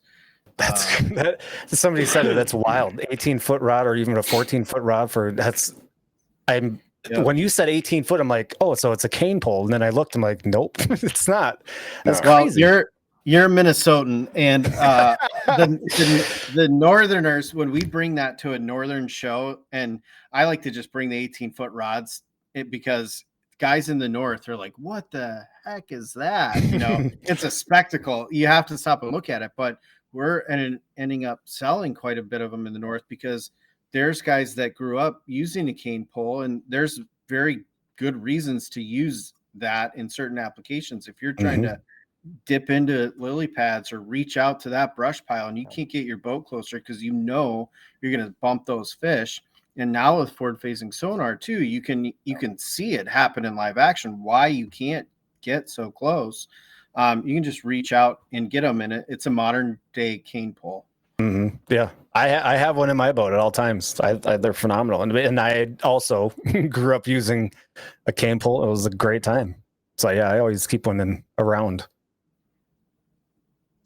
I'm just paging through. That's a ton of options for the crappie rods, crappie and panfish. That's crazy. They're very popular, man. We get a lot of customers that send in pictures and leave comments on our posts and stuff. Especially like Dan said, with the FFS, the live scope, and the stealth and keeping at a good distance. I mean, that's why these longer rods they were already popular, I think, when I came in, but they're becoming more popular because it's just perfect to creep up, get as close as you need to just stick it out there, lift them out, and just pound the crappies, So, but even, one of the first things I did when I joined the company, because I was primarily using Tackle Industries, years ago. So I was very familiar with the Tackle Industries rods, but I had no clue the variety, the options that Vexan had. And I was blown away. And the two rods I was most curious about when I joined the company that I wanted to get my hands on, so that way I could talk with customers and people on the social media platforms and give them real, honest feedback, was the first one was the crappie rod, and the second one was the walleye rod. But I ordered a crappie rod right away. And my kids, all three of my kids, love fishing. They're like addicted to it. They ask me to go all the time. They got the musky bug now. My older two, in the fall, when it's 33 degrees, 34 degrees in northern Wisconsin, we're chasing walleye after dark as late as my kid. They don't want, I'm falling asleep and they want to keep fishing. But I got that. Oh, I love it, but they love it more than I do. But I got that crappie rod, and I didn't know what to expect, because personally, primarily a musky guy, do a lot of walleye fishing, but I got my start kind of as a bass guy back in the day. And so I had never in my life ordered a crappie rod on purpose. So I wanted to know what it was like. And I ordered one at first. I've got more than one now, which tells you a lot. But I got that rod, and it quickly, my kids love crappie fishing. We got some pretty good crappie fishing up where I live from shore. And my kids were constantly, all three of them wanted to use the crappie rod because it was so sensitive, and they could, a lot of times we just dip, into brush, into little pools, whatever, and they're just flipping these crappie out left and right. Well, my eldest daughter, she just likes the rod so much, she kept asking to use it, and she started using that crappie rod to walleye fish and to bass fish. So it's crazy, the versatility. It's super sensitive. It's built for crappie, but you start hooking into some decent sized bass and walleye, and you're not going to have a problem with it. And again, kind of going back to what I said before, the crossover, and not only are our rods are priced at a great price point, but you really can shop and look and narrow down. And if you only got in the budget to get 2 or 3 rods, whatever the case may be, you can make one rod do a lot more for you than you'd expect. Just putting that out there. But the crappie rods, I love them. My kids use them all the time, and I'm constantly getting very positive feedback from our customers, from the 6 rods all the way up to, like Dan said, I don't get a lot of feedback on the 18 footers because I don't think too many guys, most guys aren't brave enough to try that. But up to the 14 footer, everything in between, we get a lot of great feedback from our customers. Right. One of the things I was going to, I didn't explain how we even got in contact, but I found these guys at the Minnesota Ice Show, and as we were walking by, I was looking for an ice rod holder, and I loved theirs when I walked past it. But what really got me is the jig box that with the silicone inserts. It is absolutely phenomenal. I think I got one of the big ones and 2 of the small ones, and they're full. I've never been so organized in my life with all my jigs, and with that alone feels fantastic. But man, those things are fantastic. Yeah, and to our friends in the South too, they are fantastic for keeping your crappie jigs organized as well. So they're not just an ice fishing tool, right? Yeah.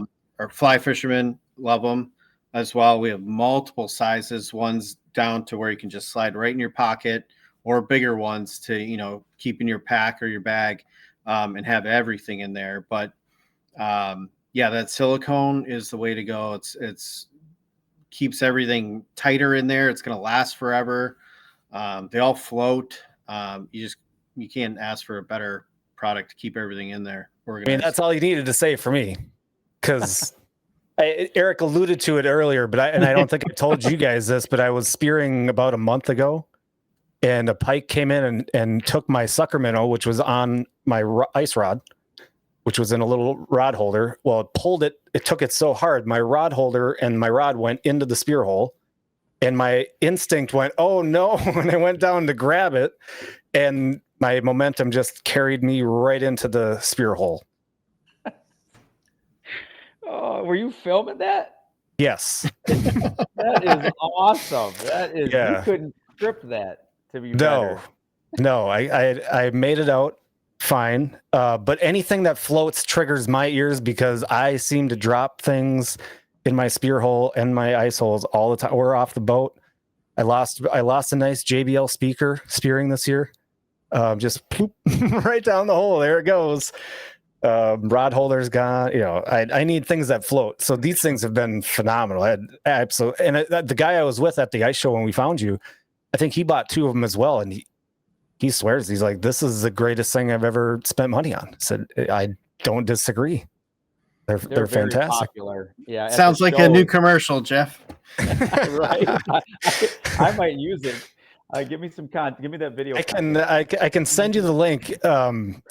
I'll have to take the audio out because there was maybe a few non-family friendly words that came out of my mouth as I was falling into the spear hole. Yeah, I don't think you'll be able to use that video. Oh, that's hilarious. Yeah. That was side note, a real quick side note with the cases are tungsten jigs, which are also very popular, but usually most people associate the tungsten jigs with strictly ice fishing. But I'm telling you what, for the pan fishermen, for the crappie fishermen anywhere in the country, and not just panfish, but mostly that, the tungsten jigs are lights out for open water pan fishing, because my kids love pan fishing, and we do it all the time, especially from shore. And if you go pan fishing enough, if there is any wind or you're trying to get your cast or your bait right on the spot where you know the fish are holding, or if you're trying to get your bait deep enough to where the panfish are, you need the weight, but you don't want to lose the sensitivity, because we all know panfish, the bite can be so subtle. And especially if it's deeper, especially if there's wind at all, not only is the casting difficult and the accuracy, but the sensitivity, you need to make sure you can feel everything so you don't miss any bites.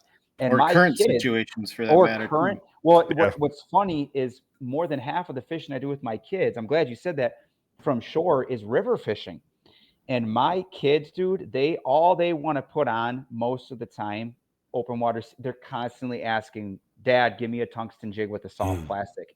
And my kids absolutely, I'm talking like 40, 50 fish days, not me, my kids, they pound the panfish, rivers, lakes, it doesn't matter, using those tungsten jigs, and they can cast them far, they can feel everything. But on top of that, I mean, my daughter last year got a 19-inch walleye on the tungsten jig. My son got his biggest largemouth bass, an 18-incher on the tungsten jig. I mean, I always tell people, especially when I'm at the shows and I get to interact with customers, I'm like, yo, if you want to get your kids into fishing and to catch and have fun, get some tungsten jigs, put on a little dumb soft plastic, and you're going to start pounding fish like you wouldn't believe. So there's a little tip for the listeners. I love tungsten jigs. Eric, do you use tungsten jigs much? No, I'm mainly catfish, carp. Yeah. Yeah, Mister. He's now he's a carp. Yeah, they're guy. a little smaller.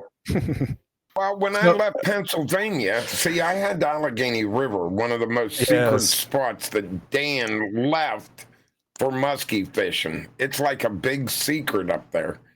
And that Allegheny River is just awesome with muskie. It always has been. And some of them northern spots up there are just like incredible. And no one fishes it that much either for them. Now you got some guys. Language. We got some guys that are in that neck of the woods. Oh yeah, catching some giants. Yeah, giants. Yeah, on our pro staff. We used to have a lot of fun. I never seen anyone fishing when I was on Allegheny River, muskie fishing. You're by yourself, and it's amazing.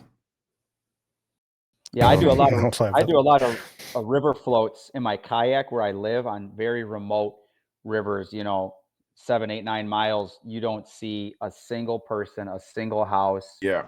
I mean, it is wooded, it is nasty, it is thick with brush, and it's loaded with muskies. My last outing last year in November, my last time out, I caught 6 muskies on a kayak river float. Didn't see another person the whole day. It was just, I'm a river rat, and I'm primarily a shore guy, but if I'm not fishing from shore, I'm fishing in my kayak spots, like rivers like that, where they don't get a lot of pressure. And the muskies they don't see a lot of baits. So when a bait gets in front of them, they just annihilate it. I mean, they're going to kill it. Yeah. I still have yet to catch a muskie. And it was funny to kind of going back to that. It was funny to hearing both of you guys kind of tell your story of how you got into Vexan and how that all worked out. And I'd never fished for muskies. It was just a pie in the sky idea for me all the time. I was too focused on walleye and pike and other things. And then fishing for pike and bass 2 years ago, I had my first follow ever. And it scared me half to death. And I have a video of that too. It was like, what is that thing? It's ginormous. And I didn't know what to do. And everybody's after the stream, everybody's yelling at me like, you're supposed to do the figure 8. I'm like, I froze. I had no idea what to do. I was scared. I was almost like, pull it out of the water. Like, get away. Get away. I can't handle you. I only have 8-pound tests. Go away. But that one follow, I went out and bought muskie gear. And I'm like, I gotta catch one of these things. I have to. And I still haven't caught my first muskie. And I've tried multiple times, and I've done the trolling with the planer boards. I've done the casting. I like both of them. To me, it's still musky fishing, whether it's a planer board and you're trolling or you're casting. I don't care how you catch the fish. But one of my favorite interactions with the muskie was spearing for pike. And I don't know how big this fish was, but it was massive, in my opinion. He came in and bit onto my decoy and just kind of let it go and just and swam away. And I just sat there like, oh, I have to catch one of these fish. So it's still my goal this year again. I wanted to catch an eel pout this winter. That's not going to happen, most likely. I'm back this summer. I have to catch a muskie this year. I absolutely have to catch a muskie. And lo and behold, and there's somebody in our chat, Miss Kelly Cakes, who used to live in Minnesota, now lives in Kentucky. Her two brothers are muskie. I would call them muskie connoisseurs.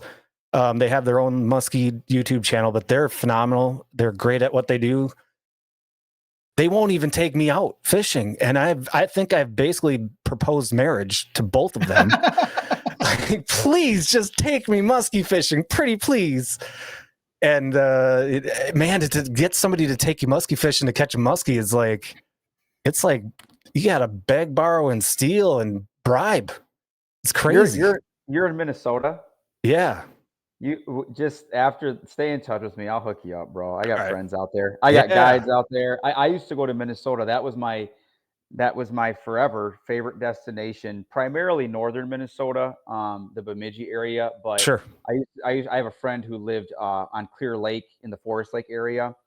And we would usually spend a day and a half chasing muskies in the metro, and then we'd head north for 2 or 3 days. So I really like to go up north. But for a decade, that was in the whole country. That was my favorite destination. The muskie fishing in Minnesota in general is phenomenal, especially for big fish.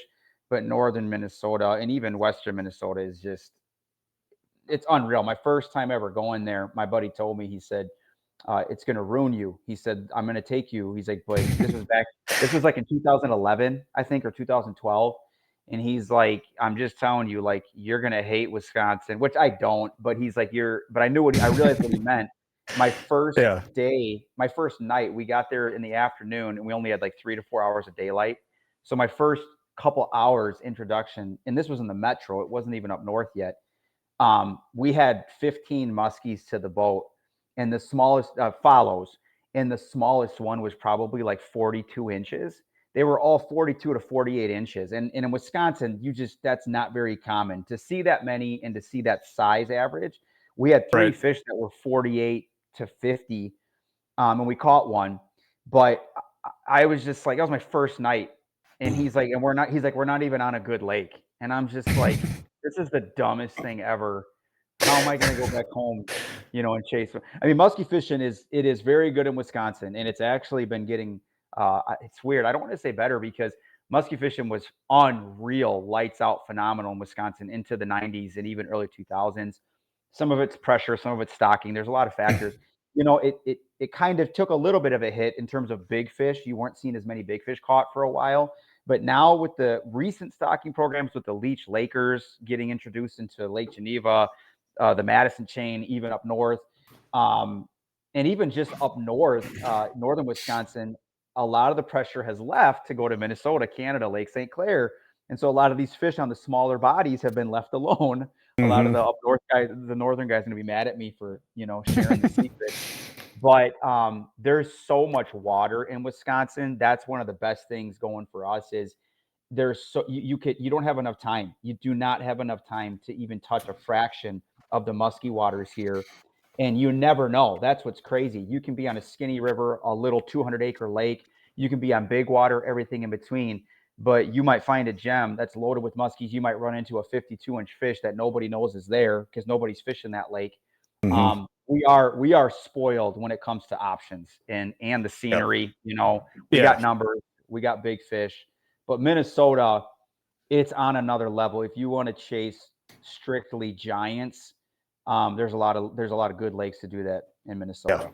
Yeah. And it's similar. You can't even if you wanted to. I mean, normal guys like me that have a job, unlike Eric, I'm not lucky enough to be retired. That's great.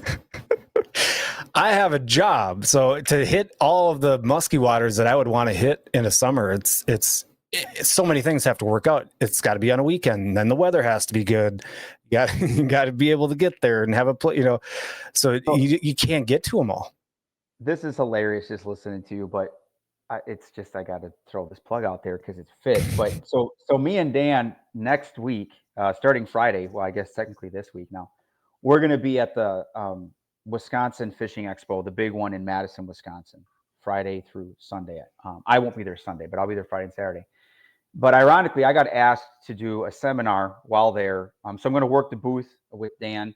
And then Saturday morning at 11 a.m., I'm doing a seminar on muskies. And essentially, it's the title of the seminar is "Keep It Simple and Catch More Muskies." But a lot of what I've been going back and forth with recording it. I'm like, maybe I should record this whole, have somebody set up a camera, record the whole thing, and then I can break it into small sections, and I can do parts and upload it one part at a time on our YouTube, on our socials.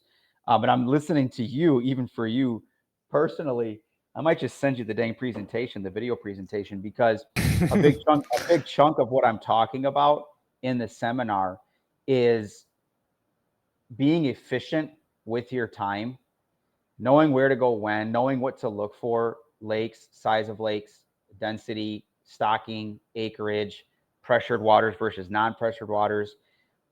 You really can, if you want to get serious and you really want to stop wasting time and just losing your mind trying to catch one. When I got started, none of this tech existed. To this day, I don't have a boat. Even on my kayak, I have no electronics. So I still fish old school. But the information that's available nowadays is insane. 15 to 20 years ago, none of this, you couldn't just get online and learn everything there is to learn about muskie. Right. So I had to do it the hard way, pulling out my hair, losing my mind, anxiety, stress, anger to the max, trying to catch muskies. But I did learn a lot. Doing it the hard way, I learned a ton. And so now, with all the information that's available online and with the technology, if you do have electronics, even if it's just side imaging or if you have FSS, you don't need FFS, but anything that you do have will help increase your chances of locating and finding fish. But there are a lot of things you can do to get more opportunities to encounter more active fish in less time. So if you're interested, let me know. And if you just want to talk, whatever, but I'm willing to help you out because, dude, I will say this though, you got to catch a muskie, but I'm going to just apologize now because if you do catch one, it's going to ruin you just like it does the rest of us. So I'm aware. I think Eric told me the same thing because Eric was, like he mentioned, used to chase muskies all the time. Costs a lot of money. I'm telling you, it's a lot of money. Especially, when I got moved up north to take that job, and I was like right in the middle of the muskies, my wife wanted to divorce me when it would come. I mean, it was like I was buying rods, reels, baits, lures, and it was just getting ridiculous. Yeah, I know. It's an addiction. It is. Muskies, separate addiction. Muskies, actually, if that's all you target is go after muskies, it'll kill your wallet. So I don't disagree entirely, but I'm a budget guy. I'm one of the rare exceptions. I stick to my budget. I don't go crazy. Second thing I'm going to say, though, is you can save money if you go with TI. There's my another plug there. It's not as expensive if you check out our stuff. And that's the truth, though. You're going to get but great I'd had to had like back then I would have had to had like 10 rods. That would have been my problem. Seriously. I mean, it's not that I'm only going to fish with one, but there would be 10 rods at home. That's just, I mean, I'm no better than Buzzard or any of these other guys. It's just costs money when you start getting involved in this. 10 rods. You want the best tackle boxes. You want the best. Then you want a backpack that holds all your gear. We have those too. So you start, it just goes nuts. You want the soft plastic bags. You want the hard plastic to keep certain lures. And musky lures are so freaking expensive nowadays. Yeah. I looked at them not long ago, a couple of months ago, and I was like, man, I'm glad I'm not into muskie fishing. I don't have muskie here. So it's like I'm kind of pleased that I don't. Yeah. Yeah. You escaped. Yeah.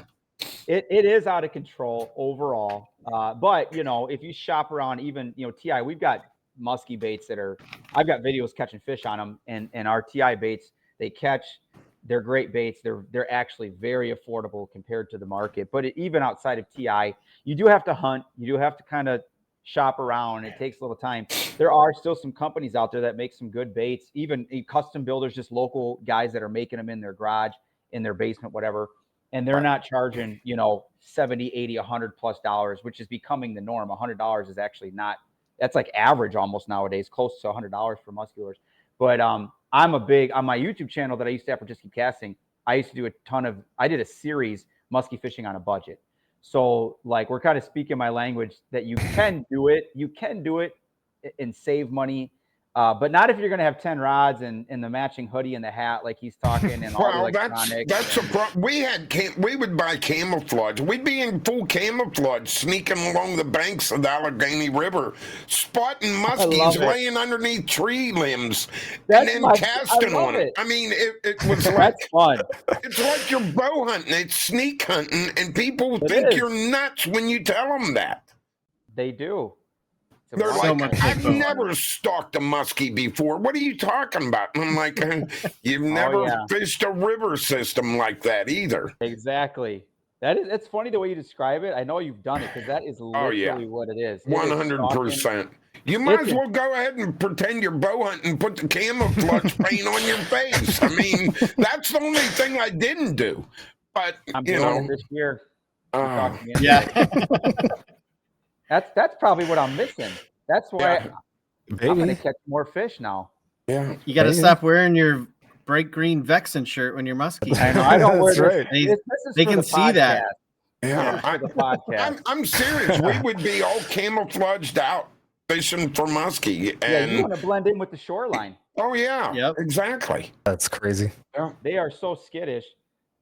It's wild. Side note, I guess I'll just throw this out there too. I just saw this, and I did talk to Dan about this a little bit, but if anybody is going to be coming to northern Wisconsin and you want to do any of this craziness we're talking about, I am going to start guiding this year. So if anybody wants to chase muskies on skinny water, skinny river, kayak floats, and in the boat a little bit, or if you want to chase walleye after dark, or a little bit of bass, smallmouth bass probably, but a little bit of largemouth, let me know. Hit me up on my socials or something. We can go fishing. So we can.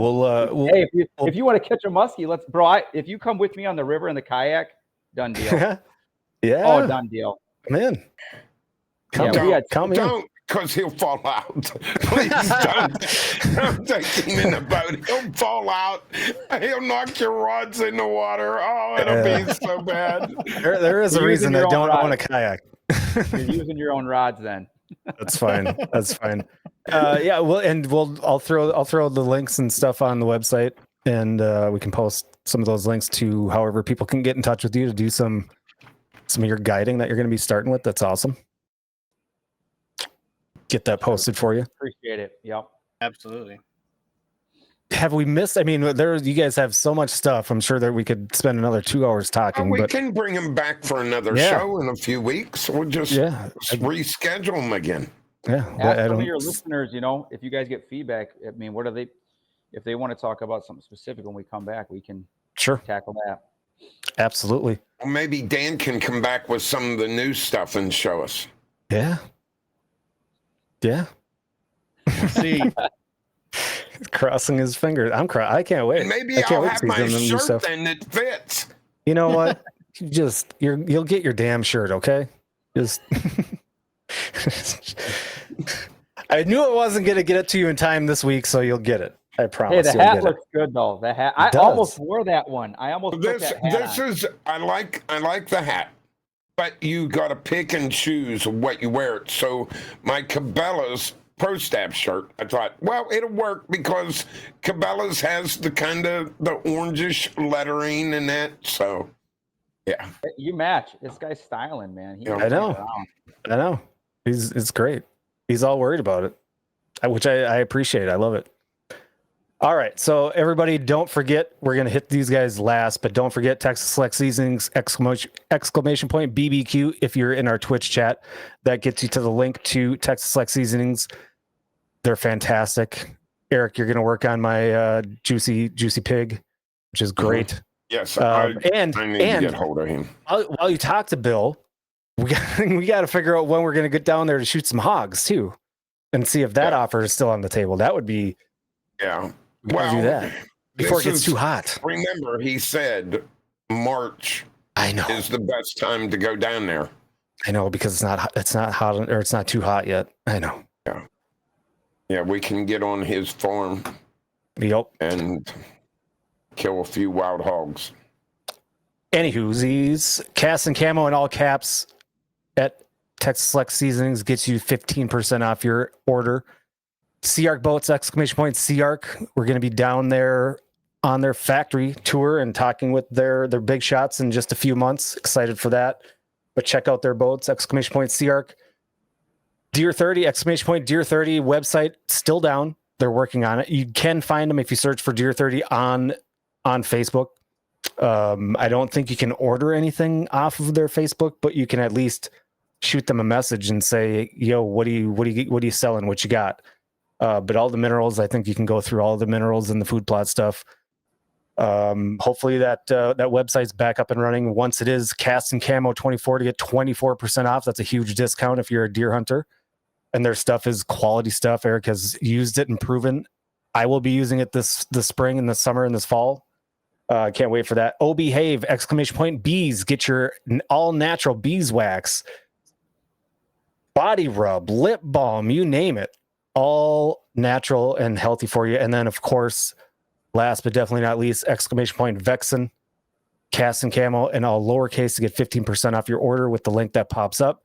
Again, you can find all of these links on our website, www.castandcamotv.com. If you check us out on YouTube, Cast and Camo TV on YouTube, all of these links and the discount codes are listed in the description below.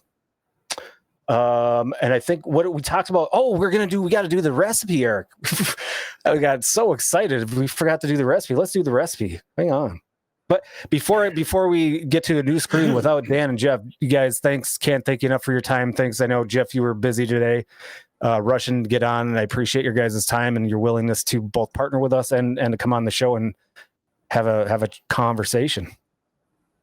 Yes. Yeah, it was a bunch of fun, guys. Appreciate you having us, and thanks to those who placed orders during the show tonight. That was cool, and that's awesome. And thanks to those who'll purchase in the future. And on our websites, there's a contact us link. Again, you hit that up and you're going to be talking to Jeff or I. So if you have any questions or want to learn more about any of our stuff, please feel free to reach out. Awesome. Well, stick around for the recipe at least, so you can see what you can eat. Yeah, you guys stick around.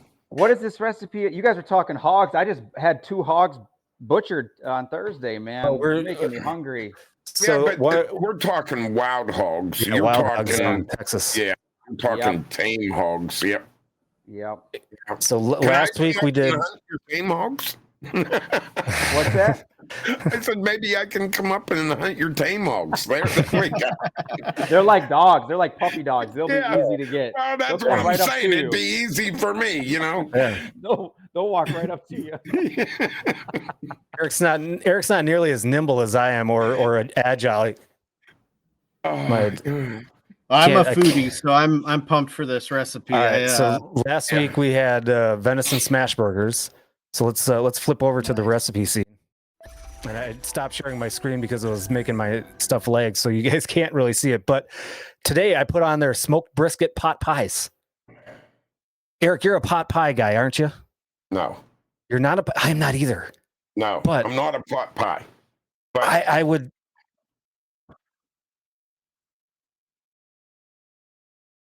Oh, see, there, and nobody can hear you, but that's Chili. Okay. Chili. I should have thought. I should have thought about the chili, but I thought I saw brisket pot pie. It sounds phenomenal. That looks good. It does look good. You could have took a picture of one. Well, let's baby steps, okay? Baby steps first. Yeah. It's a big deal for me to put a recipe out there that includes things like cooked carrots and onions. I'm a meat and potatoes dude, man. That's all I need to survive. So we could put this in our Discord, Todd.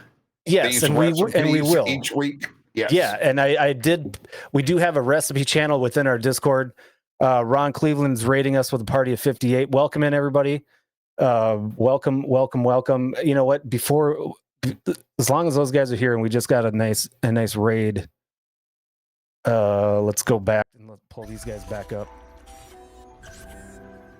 Uh-oh, they're back. They're back. Now Welcome they're like, back. oh God. They're here. Ron Cleveland, you guys have no idea what this means, but we just had another streamer raid us, brought all 58 of his viewers into our stream to watch. And Ron's from Minnesota. He's also a fisherman and streams fishing. I believe Ron was out fishing, ice fishing tonight. Okay. Yeah. That's what I thought. Ron, thanks for the raid. Welcome in, everybody. We have been talking for the last couple hours to our new friends at Vexan Fishing.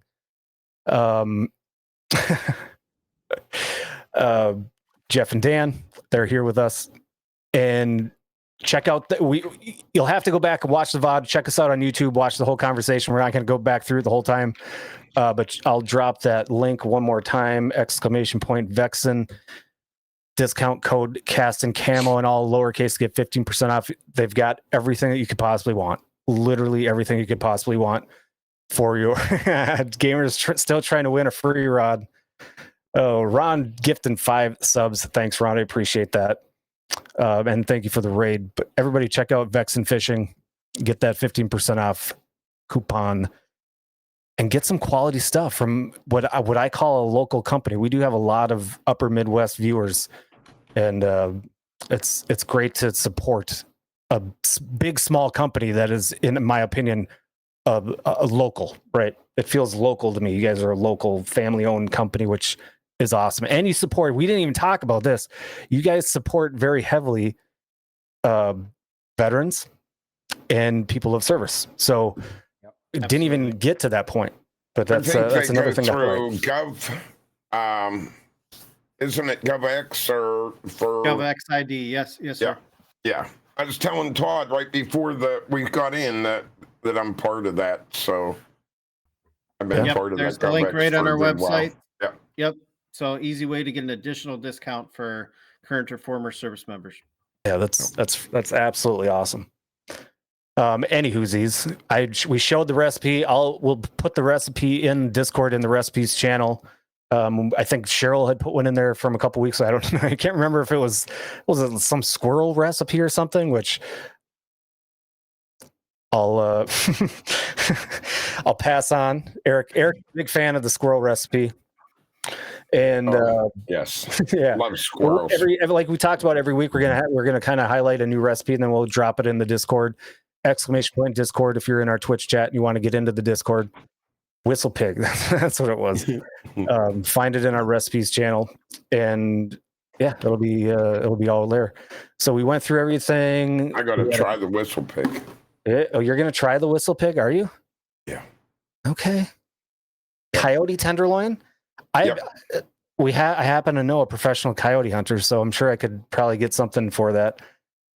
But we've been on way longer than we normally are, so we got to. I know Eric's probably doing his legs tapping.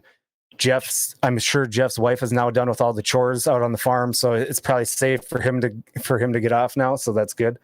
But we will be back again next Sunday. So for Cast and Camo, I'm Todd, and I'm Eric.